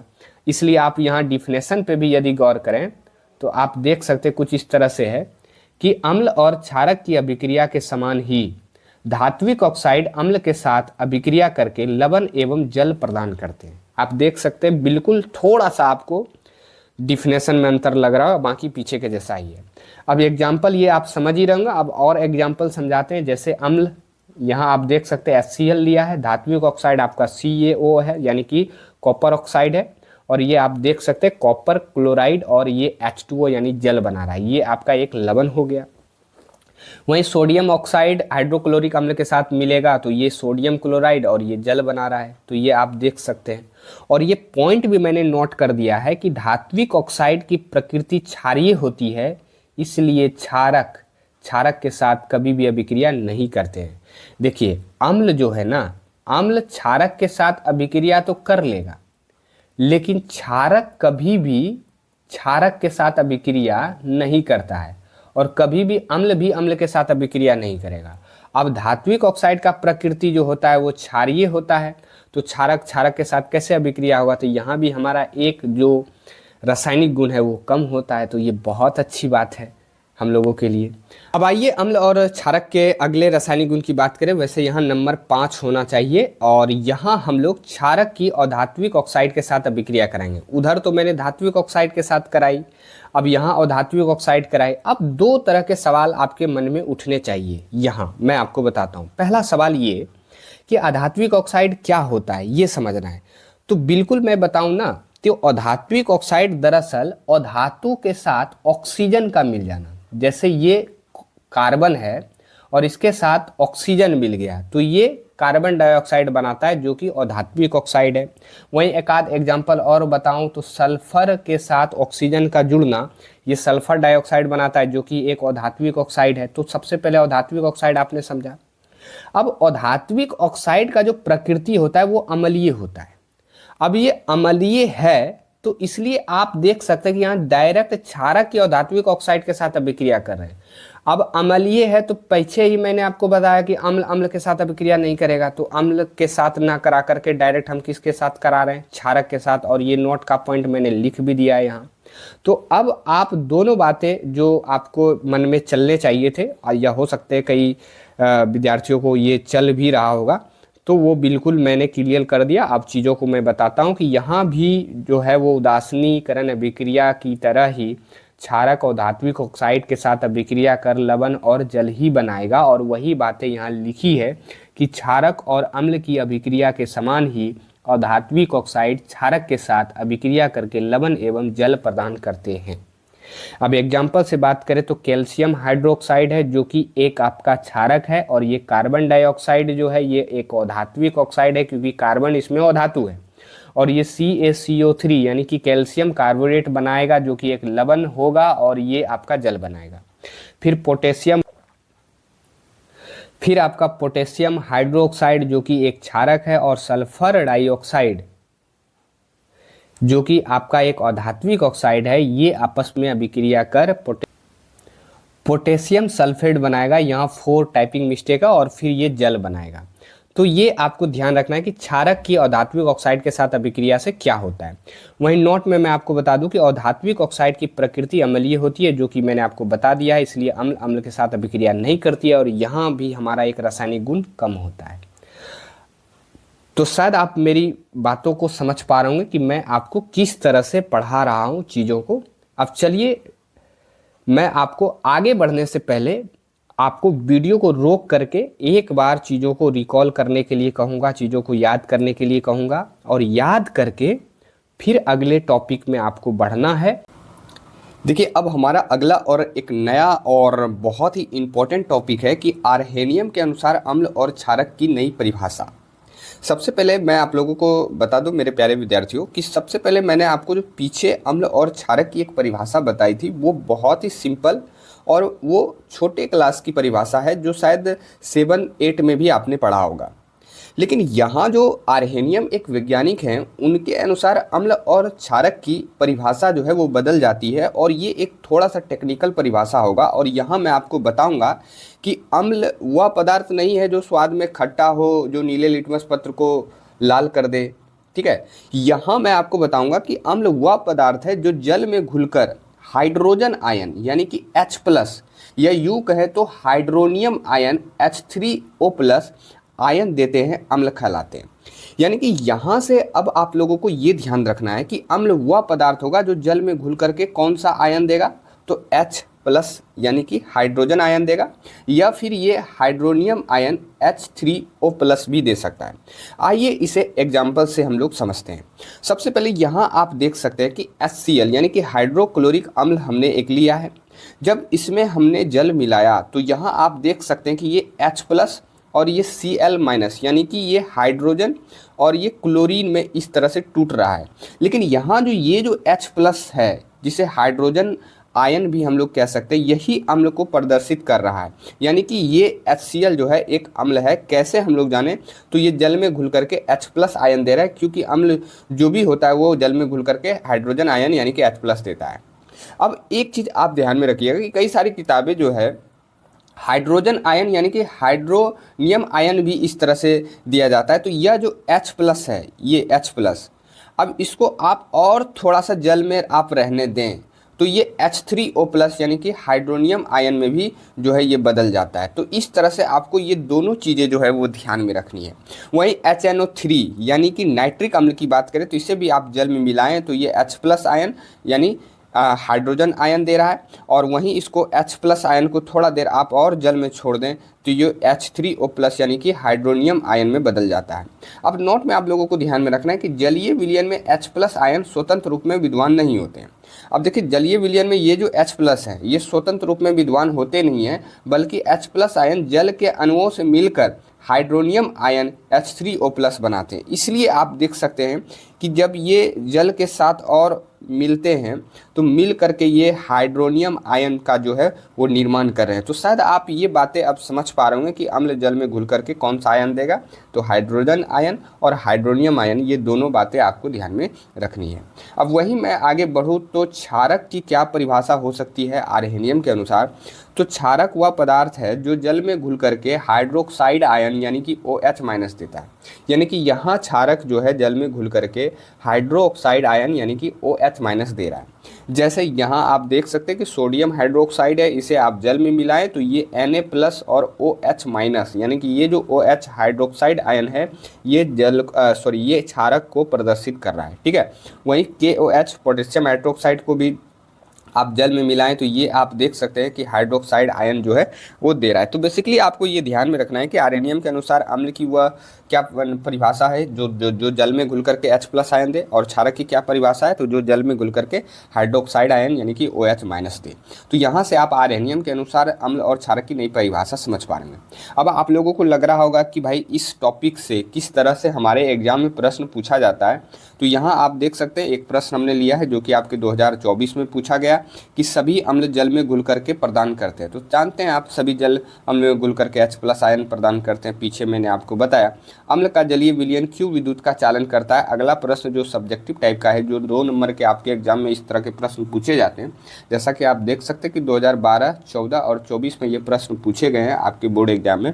तो आइए इसकी जानकारी जानते हैं। तो अम्ल का जलीय विलयन विद्युत का चालन करता है, ये बात बिल्कुल सही है। ऐसा इसलिए क्योंकि अम्ल जल में घुल करके हाइड्रोजन आयन यानी कि H+ देता है, आप जान रहे हैं। इन्हीं आयनों की गति से विद्युत का चालन होता है। ठीक है, तो सिंपल इस तरह से आप परिभाषा जो है वो दे सकते हैं। ठीक है, अगला टॉपिक है अम्ल का वर्गीकरण। यानी कि यहाँ हम लोग अम्ल को अलग अलग वर्गों में बांट करके यानी कि विभाजित करके जो है जानेंगे। और सबसे पहले हम लोग यहाँ उत्पत्ति के आधार पे जो है अम्लों के बारे में जानेंगे। और मैं आप लोगों को बता दूं कि उत्पत्ति के आधार पर अम्ल 2 तरह के होते हैं। पहला आपका प्राकृतिक या जैविक अम्ल होता है, और दूसरा मैं अगले पेज पे आपको बताऊंगा। तो सबसे पहले प्राकृतिक व जैविक अम्ल के बारे में जान लेते हैं। तो वे अम्ल जो पौधों और जंतुओं से निकाले जाते हैं उसे हम लोग प्राकृतिक या जैविक अम्ल कहते हैं, जो जीव से डायरेक्ट आता हो। जैसे आप एग्जाम्पल पे ध्यान रखिएगा कि जैसे मान लीजिए टमाटर है आपका, ये आपका प्राकृतिक अम्ल है, और आपको ध्यान रखना है कि इसमें कौन सा अम्ल पाया जाता है तो ऑक्जेलिक अम्ल पाया जाता है, और ये भी आपका प्राकृतिक अम्ल होता है जिसे हम लोग आसानी से खाते पीते भी हैं। वहीं नींबू की बात करें या नारंगी की बात करें तो इसमें साइट्रिक अम्ल होता है, ये आप देख सकते हैं और जानते हैं। ये पेड़ पौधों से आता है तो ये भी एक तरह का प्राकृतिक अम्ल हो गया, और ये भी एक तरह का प्राकृतिक अम्ल हो गया। वहीं दही की बात करें तो ये आपका इसमें लैक्टिक अम्ल पाया जाता है, और ये भी आप जानते हैं कि प्राकृतिक यानी कि जंतुओं से आता है। वहीं इमली की बात करें तो इसमें टाइट्रिक अम्ल पाया जाता है, और ये भी प्रकृति से ही आता है, इसलिए ये प्राकृतिक अम्ल हो गया। सिरका जिसमें एसिटिक अम्ल पाया जाता है, ये भी प्रकृति से आता है, किसी चीज़ से बनाया जाता है। वहीं चींटी और मधुमक्खी के डंक की बात करें तो इसमें फॉर्मिक अम्ल होता है, और ये भी एक तरह का प्राकृतिक अम्ल ही है। तो मोटे मोटे तौर पे आप जाने तो प्राकृतिक जो पौधों और जंतुओं से निकाले जाते हैं उसे प्राकृतिक या जैविक अम्ल भी हम लोग कह देते हैं। और इस तरह के कुछ एग्जाम्पल आपको मैंने बताया। अब यहाँ से आपको ध्यान रखना है कि इन चीज़ों में कौन कौन से अम्ल जो है वो पाए जाते हैं। यहाँ से आपका प्रश्न जो है कई बार पूछा जाता है, तो एक बार मैं आपको रिकॉल करवा दूँ तो आप हमारे साथ साथ बोलिएगा कि टमाटर में कौन सा अम्ल भाई, तो ऑक्जेलिक अम्ल। नींबू नारंगी में कौन सा अम्ल, साइट्रिक अम्ल। दही में लैक्टिक अम्ल। इमली में टार्ट्रिक अम्ल। सिरका में एसिटिक अम्ल। और चीनी और मधुमक्खी के डंक में फॉर्मिक अम्ल। तो इस तरह से बातें आपको ध्यान में रखनी है। वहीं यहाँ मैंने आपके सामने प्रश्न भी लिया है जो आपके बोर्ड एग्जाम में पूछा गया, और ये लेटेस्ट प्रश्न आप देख सकते हैं 2026 इस वर्ष जो है एक प्रश्न पूछा गया था कि ऑक्जेलिक अम्ल का प्राकृतिक स्रोत निम्नलिखित में कौन है। तो ऑक्जेलिक आपको मैंने अभी बताया ना कि भाई टमाटर जो होता है उसमें ऑक्जेलिक अम्ल पाया जाता है। यहाँ आप देख सकते हैं ये आपका रहा टमाटर, ठीक है, और यहाँ आप देख सकते हैं कि इसमें ऑक्जेलिक अम्ल पाया गया, ठीक है। तो यहाँ से ये प्रश्न आपका बना। फिर आपका टार्टरिक अम्ल निम्नलिखित में से किस में पाया जाता है? तो टार्टरिक अम्ल आप देख सकते हैं, यहाँ मैंने आपको तुरंत बताया ना कि टार्टरिक अम्ल किस में पाया जाता है, तो इमली में पाया जाता है। ठीक है, तो इस हिसाब से इसका जो सही जवाब हो जाएगा वो आपका इमली हो जाएगा, ऑप्शन डी। ठीक है, तो इस तरह से आपके बोर्ड एग्जाम में प्रश्न पूछे जाएंगे और इस तरह से आपको अपना तैयार जो है वो रहना, और जो भी प्रश्न पूछे जाएंगे आपको खटाखट से बना देना। अब नेक्स्ट हमारा है उत्पत्ति के आधार पे अगला कृत्रिम अम्ल। पहले हमने जैविक यानी प्रकृति अम्ल के बारे में पढ़ा, अब हम लोग कृत्रिम अम्ल, नाम से ही पता चल रहा है यानी कि इसे किसी चीज़ को मिला करके बनाया जाएगा। ठीक है, तो वे अम्ल जो वैज्ञानिकों द्वारा रासायनिक प्रक्रिया द्वारा बनाया जाता है, तो रासायनिक प्रक्रिया द्वारा किसी इंसानों के द्वारा बनाया जा रहा है, तो ये एक तरह का कृत्रिम अम्ल हो जाएगा। और जैसे में आप देख सकते हैं हाइड्रोक्लोरिक अम्ल यानी HCl, सल्फ्यूरिक अम्ल H2SO4, नाइट्रिक अम्ल HNO3, ये सभी जो है वो कृत्रिम अम्ल है क्योंकि इसे रासायनिक प्रक्रिया द्वारा बनाया जाता है। ठीक है, अब यहाँ आगे जाने से पहले मैं आप लोगों को एक सवाल करूँ, आपको कमेंट सेक्शन में इस टाइम के अनुसार दे सकते हैं। मैं आपसे यदि पूछूं तो क्या आप ये अनुमान लगा सकते हैं कि ये जो प्राकृतिक अम्ल हैं इसको खाए जा रहे हैं तो ये क्या प्रबल अम्ल होंगे, बहुत कठोर अम्ल होंगे, और ये जो कृत्रिम अम्ल हैं क्या इसको आप खाते हैं? इसको तो खाने पीने में हम लोग प्रयोग नहीं करते हैं, तो क्या ये प्रबल अम्ल होगा, कठोर अम्ल होगा, या ये दुर्बल यानी कमज़ोर अम्ल होगा? अब आप यहाँ से अनुमान थोड़ा बहुत तो लगा ही रहे होंगे। अब यहाँ से हमारा जो अगला वर्गीकरण होगा अम्ल का वो है पृथक्करण के आधार पे। तो पृथक्करण के आधार पे पहला हमारा प्रबल अम्ल ही है, प्रबल यानी जो कठोर हो।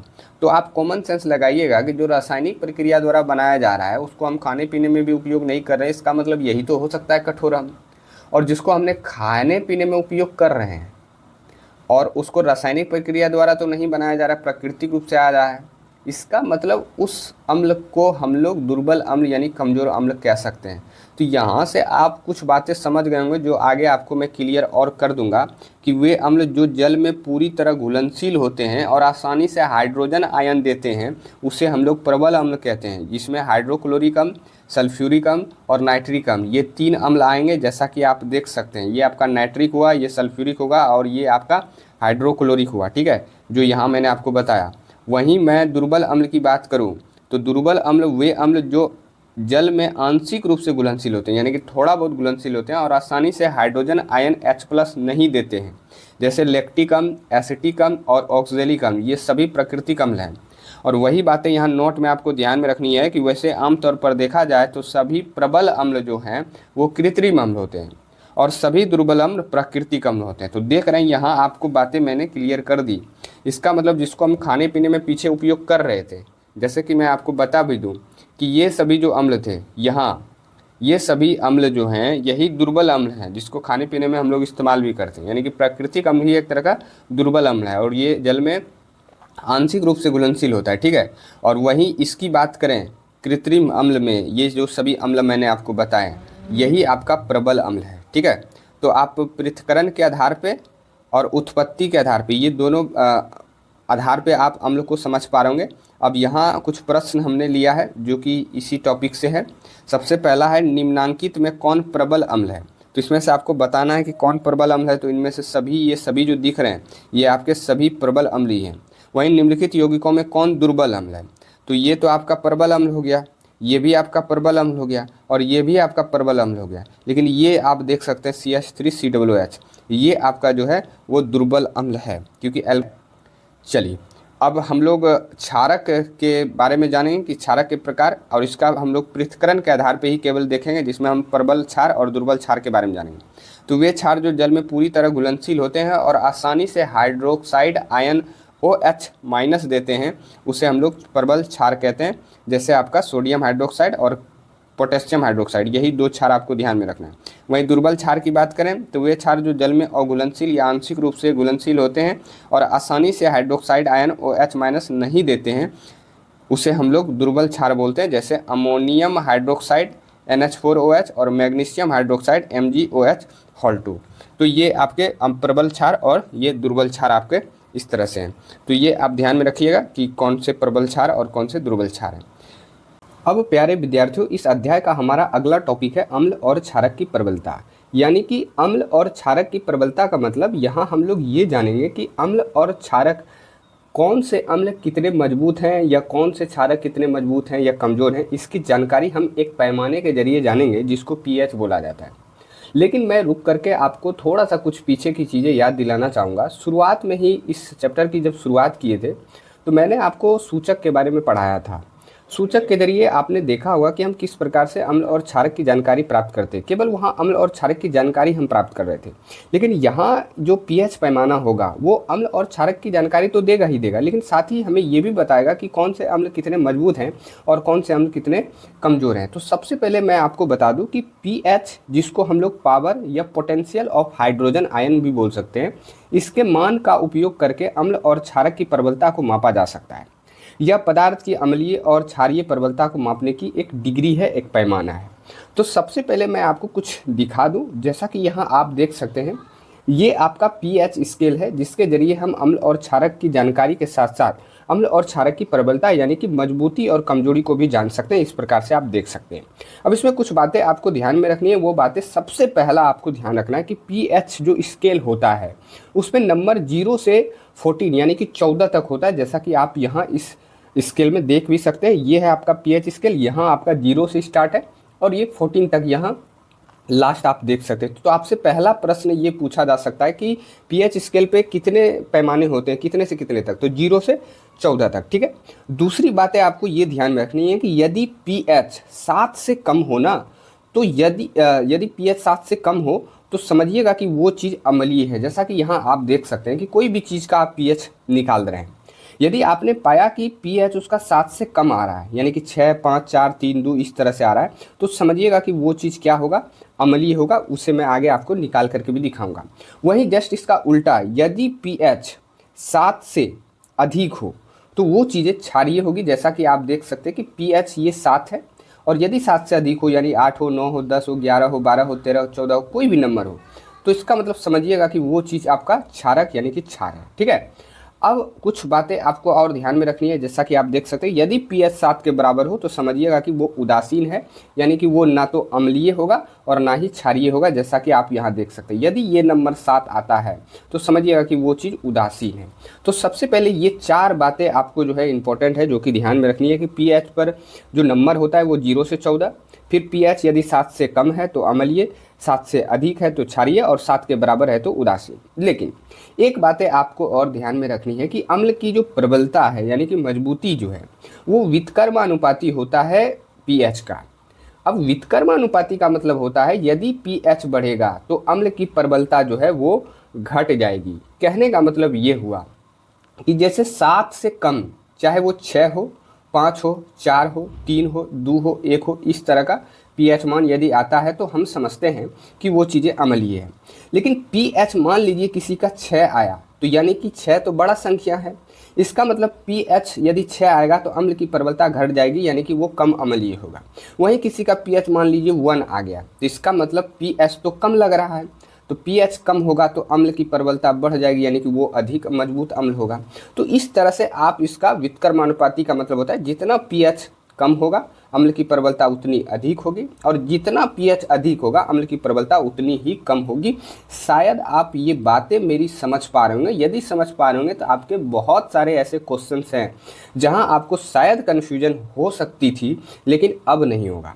वहीं हम क्षारक की प्रबलता की बात करें तो ये पीएच के समानुपाती होता है, यानी कि पीएच बढ़ा तो अम्ल की प्रबलता भी बढ़ जाएगी। समानुपाती का यही मतलब होता है, यानी कि पीएच यदि 7 से अधिक यानी कि 8, 9, 10, 11, 12, 13, 14 इस तरह से नंबर जो हैं पीएच में जो क्षारक को प्रदर्शित करते हैं। यदि पीएच जैसे जैसे बढ़ेगा क्षारक की प्रबलता भी उतनी ही बढ़ेगी। जैसे मान लीजिए यदि पीएच 8 आता है तो इसका मतलब वो चीज़ क्षारक होगा, लेकिन वो अधिक प्रबल होगा कि अधिक दुर्बल होगा ये डिपेंड करेगा उसके पीएच पे, यानी कि पीएच कम लग रहा है तो इसका मतलब प्रबलता भी कम होगा।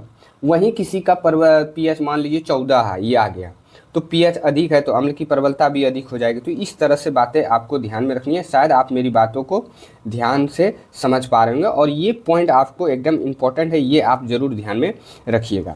वहीं अब मैं आगे धीरे धीरे बढ़ूँ तो यहाँ आप देख सकते हैं कि इसी को सार्वत्रिक सूचक या सार्वभौमिक सूचक यानी कि यूनिवर्सल इंडिकेटर कहते हैं। और इसके जरिए पीएच की गणना के जरिए हम इस सूचक की सहायता से किसी भी चीज़ की नहीं, अम्ल और क्षारक की प्रबलता को हम आसानी से माप सकते हैं। ठीक है, अब यहाँ कुछ थोड़ी बहुत बातें हैं।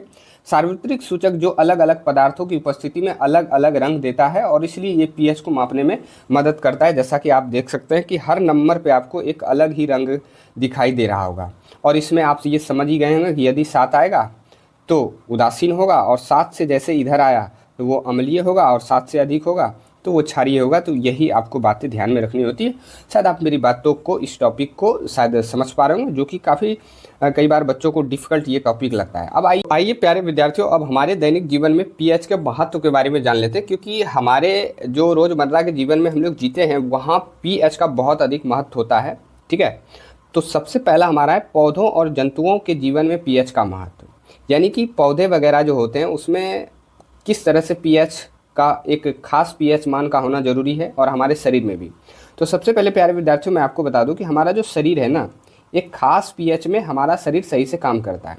जैसे ही वो पीएच मान ज़्यादा अधिक या कम होता है तो कई बार हम जो है बीमार पड़ने लगते हैं, हमारा शरीर जो है वो सही से काम नहीं करता है। तो इसलिए हमारे शरीर का एक फिक्स पीएच जो है मान वो होना ज़रूरी है ताकि हमारा शरीर सही से कार्य करे। तो आइए जानते हैं। तो हमारा शरीर 7.0 से 7.8 पीएच परास के बीच सही तरीके से कार्य करता है। तो ये बातें आप ध्यान में रखिएगा कि कितने पीएच परास के बीच हमारा शरीर जो है बिल्कुल सही से काम करता है। तो वो 7.0 से 7.8 है। वहीं मैं आगे पौधों के बारे में बताऊँ तो पौधों का भी पीएच मान जो है, वहीं मैं आपको पौधों के बारे में बताऊं तो जैसा कि आप जानते हैं कि पौधों को जल बहुत ज़रूरी होता है और कई बार वर्षा के जलों से पौधे अपना वृद्धि विकास करते हैं। लेकिन वर्षा के जलों का जैसे ही पीएच मान गड़बड़ होता है, इधर उधर होता है, तो किस तरह से पौधों को उसका खामियाजा, उसका नुकसान पहुंचता है, आइए इस चित्र के माध्यम से पहले समझ लेते हैं। सबसे पहले प्यारे बच्चों आप जानिएगा कि जैसे हमारे देश में कई सारी फैक्ट्रियां होती हैं, कई सारे वाहन गाड़ी वगैरह ऐसे चलते हैं जो इस तरह के 2 खतरनाक गैसों को रिलीज करते हैं, यानी कि निकालते हैं। पहला गैस आपका है नाइट्रोजन डाइऑक्साइड और दूसरा है सल्फर डाइऑक्साइड। ये जब वायुमंडल में जाती है तो वायुमंडल में ये जल के साथ यानी H2O के साथ रिएक्ट करके ये जो NO2 है ये HNO3 यानी कि नाइट्रिक अम्ल बनाता है, जो कि काफ़ी प्रबल अम्ल है। और SO2 जो है वो जल के साथ रिएक्ट करके H2SO4 यानी कि सल्फ्यूरिक अम्ल बनाता है। और फिर इस तरह की जब अधिक अम्लीय वाली वर्षा होती है तो पौधों का हाल कुछ इस तरह हो जाता है, यानी कि हरे भरे से ये उजाड़ टाइप के हो जाते हैं, जिससे पौधों को काफ़ी नुकसान होता है। क्यों? क्योंकि यहाँ ये जो वर्षा है ना, इसकी अम्लता जो है, इसमें अम्ल की मात्रा जो है वो काफ़ी बढ़ चुकी है, इसलिए इस तरह के वर्षा को हम लोग अम्लीय वर्षा भी कहते हैं।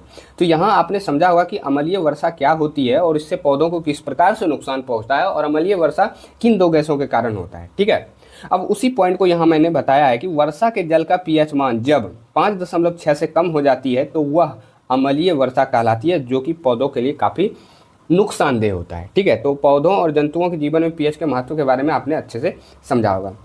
अब वहीं मैं आगे आपसे बात करूं तो हमारे पाचन तंत्र में पीएच का महत्व। तो आप जैसा कि जानते हैं कि हमारा जो पाचन तंत्र है यानी कि डाइजेस्टिव सिस्टम जो है, यहाँ भी पीएच का काफ़ी महत्व है। जैसा कि मैं आपको बताऊं तो हमारे जो आमाशय हैं, जैसा कि आप जानते हैं आमाशय को ही पेट कहते हैं, ये है आपका आमाशय। और आप जानते हैं कि आमाशय में एक अम्ल पाया जाता है जिसको हाइड्रोक्लोरिक अम्ल यानी कि HCl कहते हैं, और ये भोजन को पचाने में मदद करता है। वही HCl जब कई बार अधिक बढ़ जाती है तो हमारे गैस में जो है एक तरह से गैस, अपचन की समस्या, उल्टी वगैरह इस तरह की समस्याएं देखने को मिलती हैं। इसलिए हमारे आमाशय में ये HCl जो है एक सीमित मात्रा में रिलीज हो तो वो अच्छा है, और उसी को मैंने यहाँ बताया है कि हमारे आमाशय में हाइड्रोक्लोरिक अम्ल HCl होता है जो भोजन को पचाने में मदद करता है। आमाशय में अम्ल की मात्रा अधिक होने पर अपचन हो जाता है, जिसे एंटाएसिड द्वारा ठीक किया जाता है। कई बार हमें बाहर से एंटाएसिड जैसी दवाइयों का प्रयोग करना पड़ता है, जिसके ज़रिए फिर ये चीज़ें जो है वो ठीक होती है। तो आपने पाचन तंत्र में भी जो है वो पीएच मान के महत्व को समझा होगा।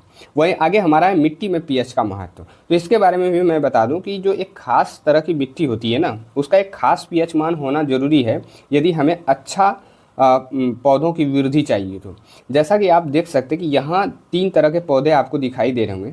यदि मिट्टी का पीएच मान 7 हो तो आप देख सकते हैं कि पौधे इस तरह के हरे भरे होंगे, और जैसे ही 7 से कम होगा तो पौधे कुछ आपको इस तरह से मुरझाए दिखेंगे, और 7 से अधिक भी हो तो पौधे आपको इस तरह से दिखाई देंगे।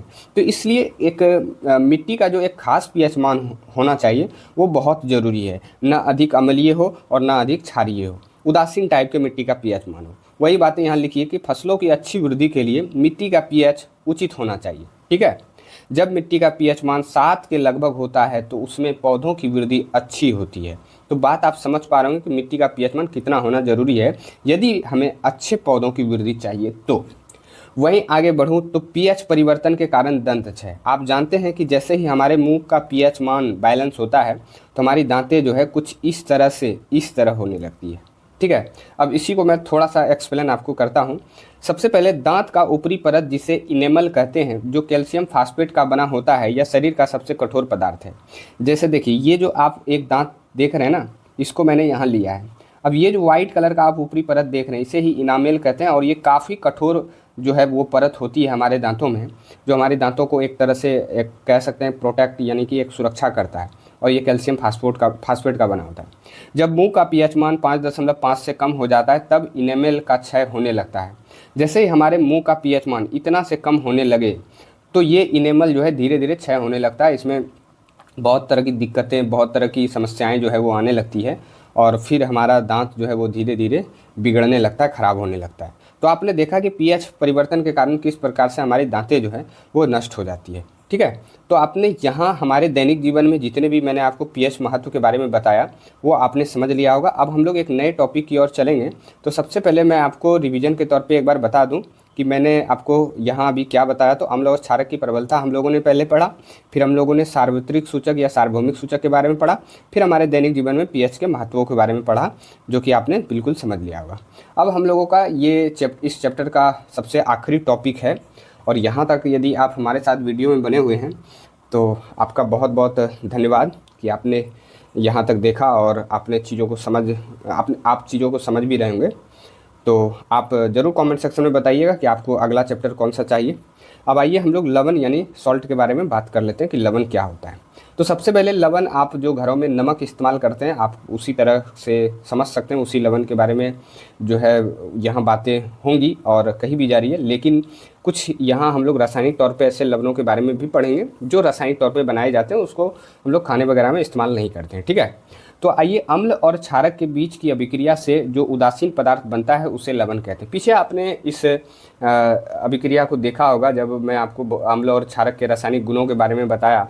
तो जब मैं अम्ल और क्षारक को आपस में मिलाया था तो आपने देखा था कि एक लवण बन रहा था। ठीक है, तो वही लवण के बारे में यहाँ भी सेम डिफिनेशन है, और सेम चीज़ें आप देख सकते हैं कि एक HCl यानी कि हाइड्रोक्लोरिक एक अम्ल है, और एक सोडियम हाइड्रोक्साइड जो कि एक क्षारक है। ये दोनों आपस में अभिक्रिया करता है तो आपका NaCl यानी कि सोडियम क्लोराइड और क्या बनाता है, जल बनाता है। इसी अभिक्रिया को यहाँ भी आप देख सकते हैं कि एक अम्ल, क्षारक और ये सॉल्ट और ये आपका वाटर इस तरह से बता रहा है। इसी को उदासीन अभिक्रिया भी बोलते हैं, क्योंकि यहाँ ये जो नया पदार्थ है ना, इसमें ना तो अम्लीय गुण होगा ना क्षारीय गुण होगा, एक अलग तरह का ही गुण होगा, इसलिए इसको लवण हम लोग कह देते हैं। ठीक है, तो शायद आपने ये समझा होगा कि लवण बेसिकली क्या होता है। अब आइए एक बहुत ही महत्वपूर्ण लवण के बारे में बात कर लेते हैं जो कि साधारण नमक है। अब प्यारे बच्चों, साधारण नमक के बारे में आपको यहाँ ना सबसे पहले 2 बातें आपको ध्यान में रखनी है कि इसका रासायनिक नाम और रासायनिक सूत्र जो है अक्सर आपके एग्जामों में पूछा जाता है। तो रासायनिक नाम की बात करें तो इसका रासायनिक नाम जो होता है वो सोडियम क्लोराइड होता है, और रासायनिक सूत्र की बात करें तो रासायनिक सूत्र NaCl यानी कि सोडियम क्लोराइड NaCl होता है। ठीक है, तो ये 2 बातें आप पहले ध्यान में रखिएगा कि साधारण नमक का रासायनिक नाम क्या है, तो सोडियम क्लोराइड, और रासायनिक सूत्र क्या है, तो NaCl। वहीं साधारण नमक को बनाने की विधि की बात करें तो हाइड्रोक्लोरिक अम्ल और सोडियम हाइड्रोक्साइड के विलयन की अभिक्रिया से साधारण नमक प्राप्त होता है, जैसा कि पीछे आपको मैंने बताया। और ये आप इसका समीकरण देख सकते हैं कि ये HCl यानी कि एक अम्ल है और NaOH यानी कि एक क्षारक है, जो कि आपको लवण और इस तरह से वाटर जो है बना करके दे रहा है। तो आप साधारण नमक में ये बातें आप समझ पाएंगे। अब साधारण नमक के उपयोग के बारे में बात कर लेते हैं कि भाई साधारण नमक का क्या क्या उपयोग है। तो साधारण नमक का उपयोग खाना बनाने में किया जाता है। आप लोग घरों में देखे ही भी होंगे अपने घरों में किस प्रकार से खाना बनाने में इसका उपयोग जो हम लोग करते हैं। इसका उपयोग बर्फ़ पिघलाने में भी किया जाता है, ध्यान रखिएगा। और साधारण नमक का उपयोग धोबन सोडा, कास्टिक सोडा, विरंजक चूर्ण को बनाने में किया जाता है। तो ये बहुत ही इंपॉर्टेंट लवण है। तो आइए ये धोबन सोडा, कास्टिक सोडा और ये विरंजक चूर्ण क्या होता है, इसे भी हम लोग आगे एक एक करके देखते हैं। तो सबसे पहला हमारा है कास्टिक सोडा। और कास्टिक सोडा में भी सेम हम उसी तरह से चलेंगे, पहले रासायनिक नाम, फिर रासायनिक सूत्र, फिर इसको बनाने की विधि और फिर इसका उपयोग। ठीक है, तो ये हमारा एक कर्म रहेगा, एक तरीका रहेगा आपको चीज़ों को बताने का, क्योंकि यहीं से प्रश्न आपका बनता है। इसमें जो भी बातें आपको बताऊंगा या तो ऑब्जेक्टिव फॉर्म में आपका इसका रासायनिक नाम, रासायनिक सूत्र इस तरह से पूछ देता है, और सब्जेक्टिव में कई बार इसके बनाने की विधि और इसके उपयोग के बारे में पूछ लेता है।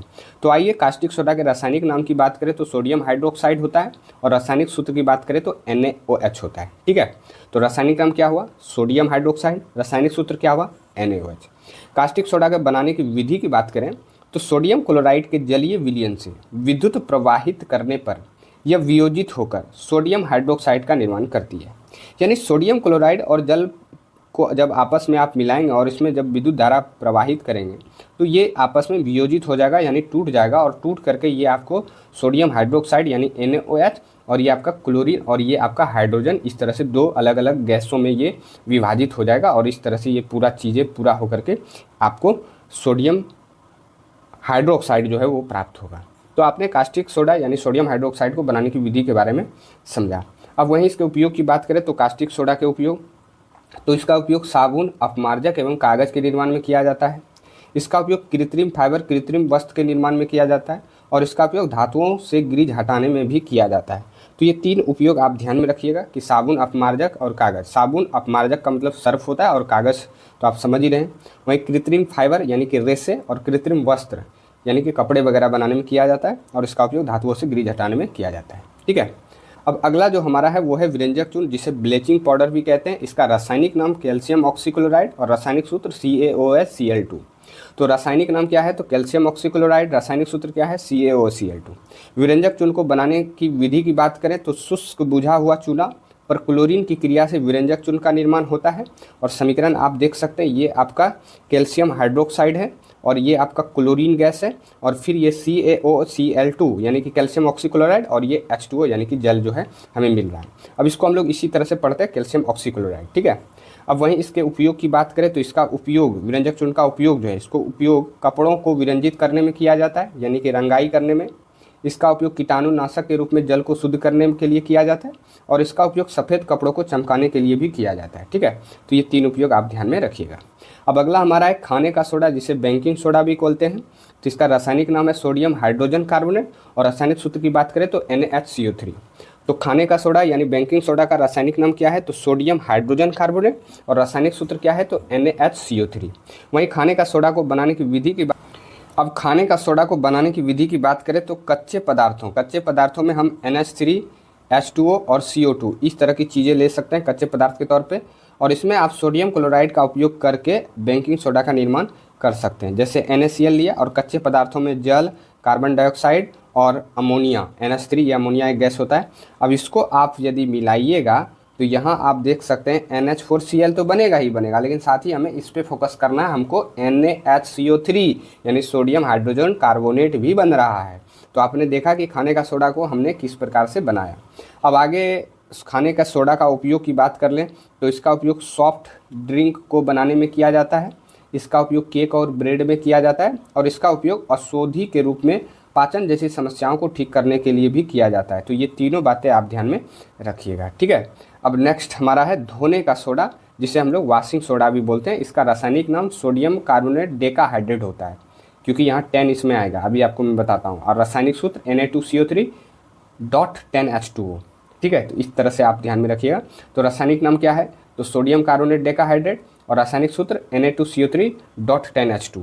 वहीं धोने का सोडा को बनाने की विधि की बात करें तो बेकिंग सोडा को गर्म करने पर सोडियम कार्बोनेट प्राप्त होता है, यानी कि 2 स्टेप में ये चीज़ें बनेगा। एक बार ये जो बेकिंग सोडा पीछे हमने पढ़ा, ठीक है, इसको आप गर्म करिएगा तो आपको सोडियम कार्बोनेट इस तरह से चीज़ें प्राप्त होगी, बाकी ये 2 चीज़ें भी मिलेगी। फिर सोडियम कार्बोनेट को पुनः क्रिस्टलीकरण करने पर धोवन सोडा प्राप्त होता है, और फिर आप इसको जो है सोडियम कार्बोनेट को पुनः क्रिस्टलीकरण कीजिएगा तो आपको सोडियम कार्बोनेट डेकाहाइड्रेट जो है यानी धोने का सोडा जो है वो प्राप्त होगा। तो इसलिए इसका 2 समीकरण इस तरह से ध्यान में रखिएगा, ठीक है।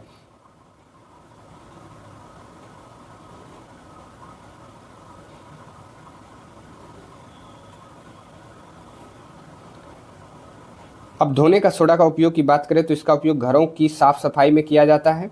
इसका उपयोग जल की अस्थायी कठोरता हटाने के लिए किया जाता है, और इसका उपयोग कपड़ों को सॉफ्ट करने के लिए भी किया जाता है, ठीक है। चलिए, अब लास्ट हमारा है प्लास्टर ऑफ पेरिस। तो इसका रासायनिक नाम है कैल्शियम सल्फेट अर्धहाइड्रेट, या इसे हेमीहाइड्रेट भी पढ़ा जाता है, और इसका रासायनिक सूत्र CaSO4.12H2O होता है, ठीक है। तो रासायनिक नाम क्या हुआ, तो कैल्शियम सल्फेट अर्धहाइड्रेट या हेमीहाइड्रेट, और रासायनिक सूत्र की बात करें तो कैल्शियम सल्फेट .12H2O। वहीं प्लास्टर ऑफ पेरिस को बनाने की विधि की बात करें तो जिप्सम के जरिए इसको बनाते हैं। वो इस्पात के बर्तन में 773 केल्विन ताप पर गर्म करने पर यह जल के 1.5 अणुओं को त्याग कर प्लास्टर ऑफ पेरिस बनाया जाता है। तो यहाँ आप देख सकते हैं CaSO4 इंटू 2H2O, और फिर ये CaSO4 इंटू ½ प्लस ये 1.5 अणुओं का ये त्याग करके इस तरह से आपका प्लास्टर ऑफ पेरिस जो है वो बन रहा है। वहीं इसके उपयोग की बात करें तो प्लास्टर ऑफ पेरिस इसका उपयोग डॉक्टरों द्वारा टूटी हड्डियों को सही जगह पर स्थिर करने के लिए किया जाता है। इसका उपयोग मूर्ति एवं खिलौनों के निर्माण में किया जाता है, और इसका उपयोग घरों में खिड़कियों एवं दरवाजों के छिद्रों को बंद करने में किया जाता है, ठीक है। तो यहाँ से ये अध्याय जो है हमारा समाप्त होता है। यदि ये छोटा सा प्रयास आप लोगों को अच्छा लगे तो आप इसके बारे में कमेंट सेक्शन में ज़रूर बताइएगा, और मेरे चैनल को भी सब्सक्राइब जरूर कीजिएगा। धन्यवाद।